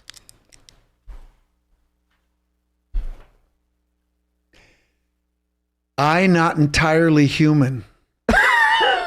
Oh my goodness. That's what that says? I not entirely human. Oh my goodness. Well, didn't he kind of allude to that before? Yeah, he did. Haven't we been kind of prepped on this with these frickin' messages for the last several years? Yeah. He's from Arcturus. I'm not saying. You're just reading the message. I'm just reading the message. I not entirely human. A rupture of the small intestines was not enough to kill me. I slowed my breath and was declared dead. My cousin of my father's side had me rest in the family tomb. Boom! Until Easter, I guess. Talpiot, the family tomb. Oh. And is the rupture of the intestine the spear of destiny? Gotta be. On the cross? And, it's right there. It's right there. The intestines come way up. So he didn't die on the cross, he slowed his breath. Remember, he's not entirely human. That's what he said. I'm not saying. He said it. I'm not going to argue with him. I'm sure. Now that I know he's alien, I'm for sure not arguing with him.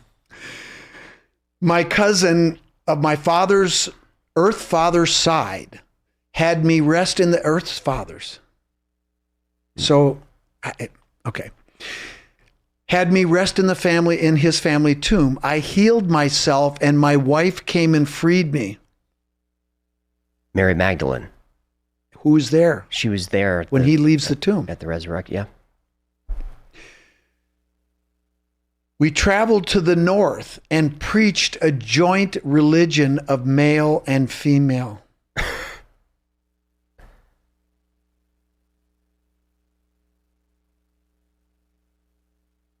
You know where the north is? Where? Scotland. That's where they preached. Went to France first and then to Scotland. Beyond Hadrian's Wall. To the Isle of Iona.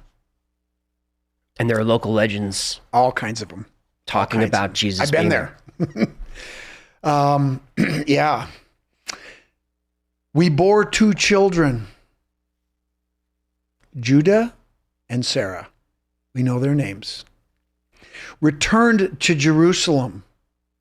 And finally I ascended to my Father. My body returned to my cousin's family tomb. I was doing a happy dance when I read that. I know. My spirit will return at the end of the 6th day, June 6, by the new counting, 2,999 at 6 p.m. So said my Father. But beware, 6/6/26 at 6 p.m. This June? I'm just reading it. That's my interpretation. Well, Council of Nicaea would have rearranged the calendar by now, by when this was written, yes? So he would know those dates. Would he? 6/6, June 6 of this year.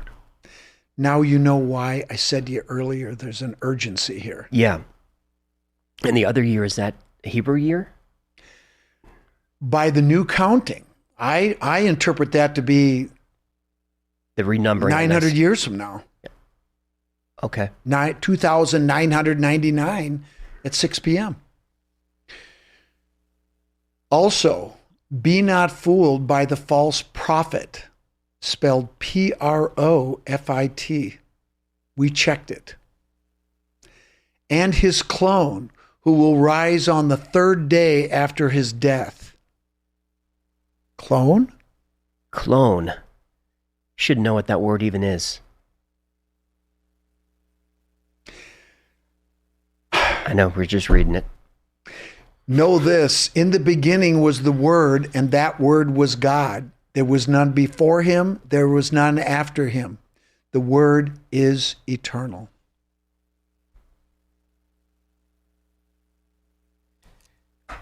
And that concludes the scroll? That's it. What do you think this means for us? I think it's talking about right now. And I think 6/6/26 is right now. The question is, look, I mean, this is incredible, okay? Because what's happening? It's like this backward spinning is spinning faster and faster every day, literally every day. And what is the date? It's almost March 1st. March, April, May, June. That's a little over 3 months from now. And what does he think is going to happen? I can't. You can't. All he says is beware, but beware. But you can't help but connect that to 666 even. Well, here's something that's interesting. What's 6 plus 6? 12. Plus 6 p.m. 18. Mm-hmm. Plus 6. Back to 24 again. Plus 2. 26. Divide by 2. Then 13 again. So the sacred geometry shows up in this as well. I mean, I'm at a loss. So if this, AJ, I mean, I'm just blown away by this, and I just think this is why I want to get this out. So if this is real, his descendants walk among us now? Remember when I told you I was contacted about disclosure? Yeah. Just in a nutshell, this guy called me and told me that he was with the government and with the DOD, with NASIC, the National Air and Space Investigative Center. Well, that intelligence center. Intelligence Center. Is that right? Mm-hmm. Okay. Yeah, their logo is a sphinx with a star. I think that's right. Yeah. This is about 6, 7, 8 years ago. Anyway, he said, and I said, why are you calling me? And he said, well, you know, you have a platform and you seem to be credible and, you know, blah, blah, blah. And I said, well, how do I know you are who you say you are? So we went through that process, and he actually came and stayed with us 3 times. And then once he convinced me that he was who he said he was, at least in my mind, then I was given materials to read and online stuff and Talking points to say? yeah, we went through and came up with talking points. But as this was happening, there was other stuff happening. Like the 20th anniversary of working at the Pentagon after 9/11.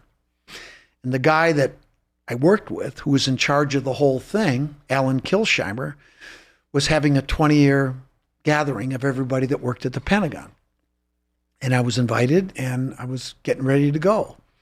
And as we got closer and closer, our friend, who went by the name of Holden, which I knew was not his real name, and that's fine. I didn't really care. He and I were getting to know each other, and we would talk about things. And he told me about his personal life, like his being recruited out, basically right out of high school, because he was a smart guy. And he started off with the government doing boots on the ground stuff, going after human traffickers, is what he told me.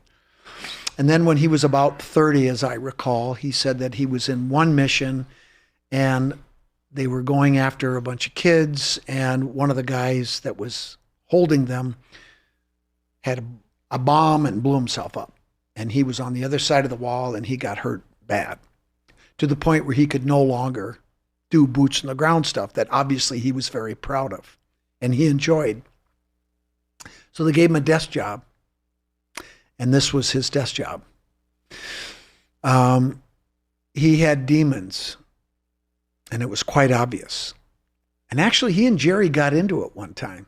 Really? We had Jerry over for a dinner one time, and it got ugly.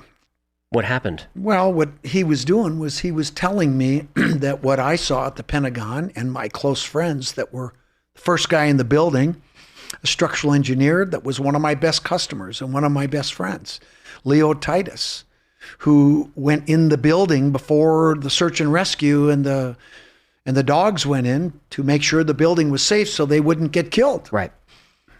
And I have all of his photos. And he tried to tell me it wasn't what it was. And he fucking pissed me off.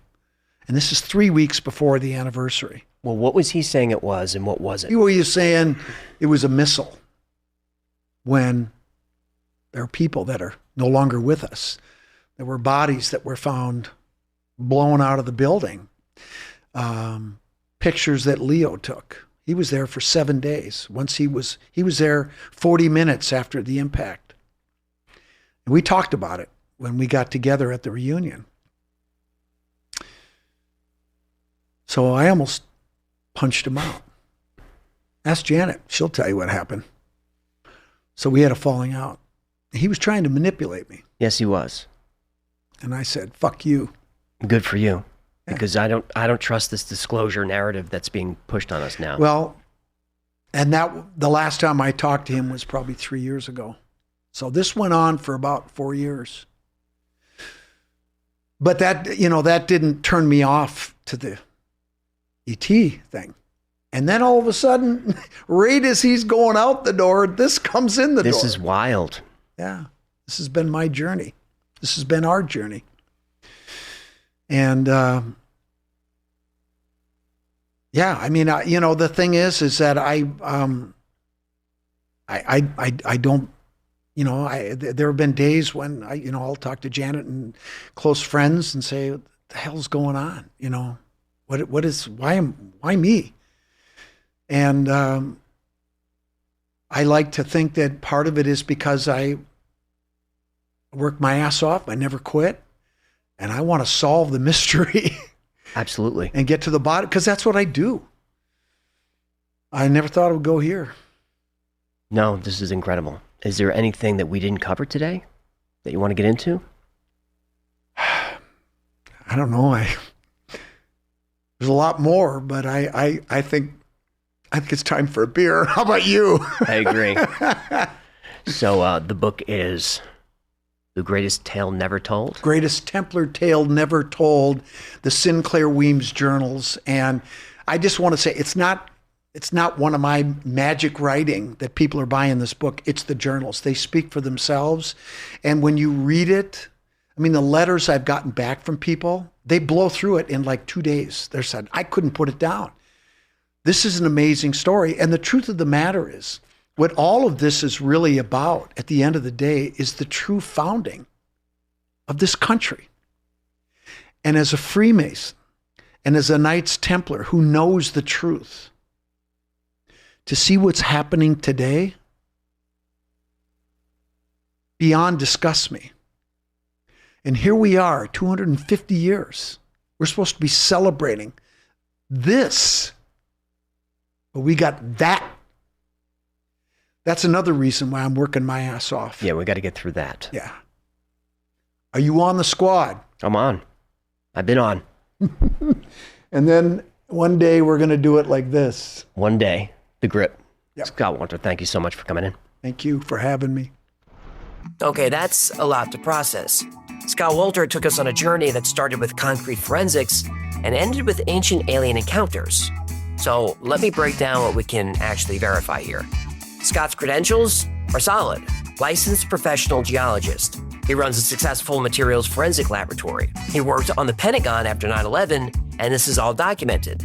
The Las Vegas murder case he described, that happened. Tom Monahan was a real Las Vegas homicide detective, and Scott's concrete dating techniques have been used in multiple forensic investigations. As for the big claims, the Kensington runestone has been controversial since 1898.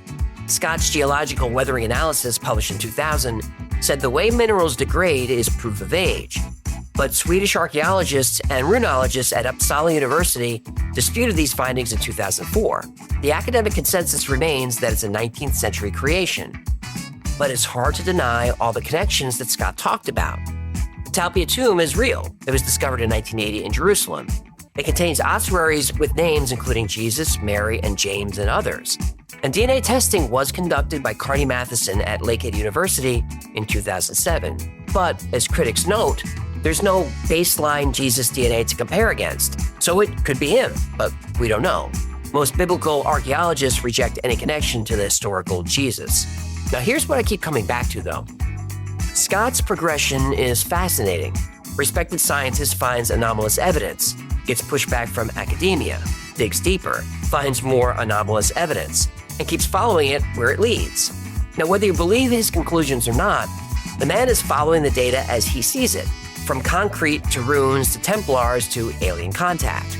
If this is a hoax, it's the greatest hoax ever conceived. There are so many details to keep track of, and somehow all the pieces line up. But if this is not a hoax, then we're missing something fundamental about the history of the human race. Now, if you want to dig deeper into some of these topics, I covered Knights Templar and their quest for Atlantis. I covered the Ark of the Covenant technology. I also have an episode about the megalithic yard that Scott mentioned. There's links below. Scott Wolter, forensic geologist turned cosmic historian. His new book is The Greatest Templar Tale Never Told. And honestly, whether it's fact or fiction, oh, it's a good story. Until next time, be safe, be kind, and know that you are appreciated.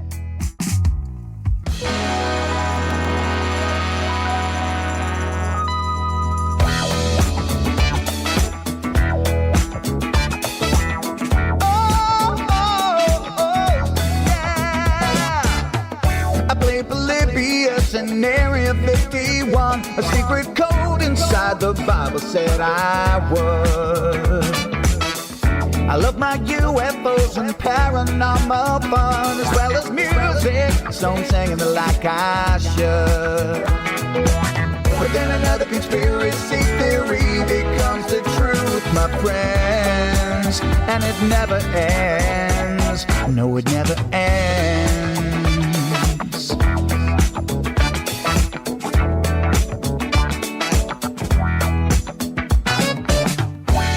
The crap cat and got stuck inside Mel's hole with MK Ultra being only too aware.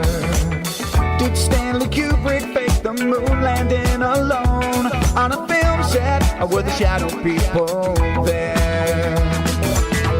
The Roswell aliens just fought the smiling man, I'm told, and his name was Cold. And I can't believe I'm dancing with the on Thursday nights with AJ2 and the Wi-Fi's happening all through the night. All I ever wanted was to just hear the truth, so the Wi-Fi's on repeat all through the night.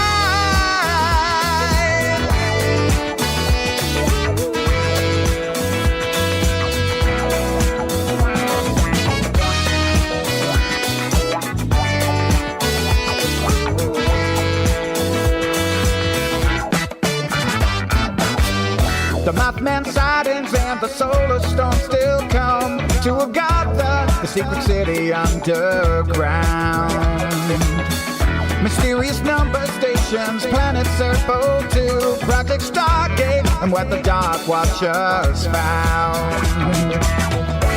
In a simulation, don't you worry though. The Black Knight satellite, it shows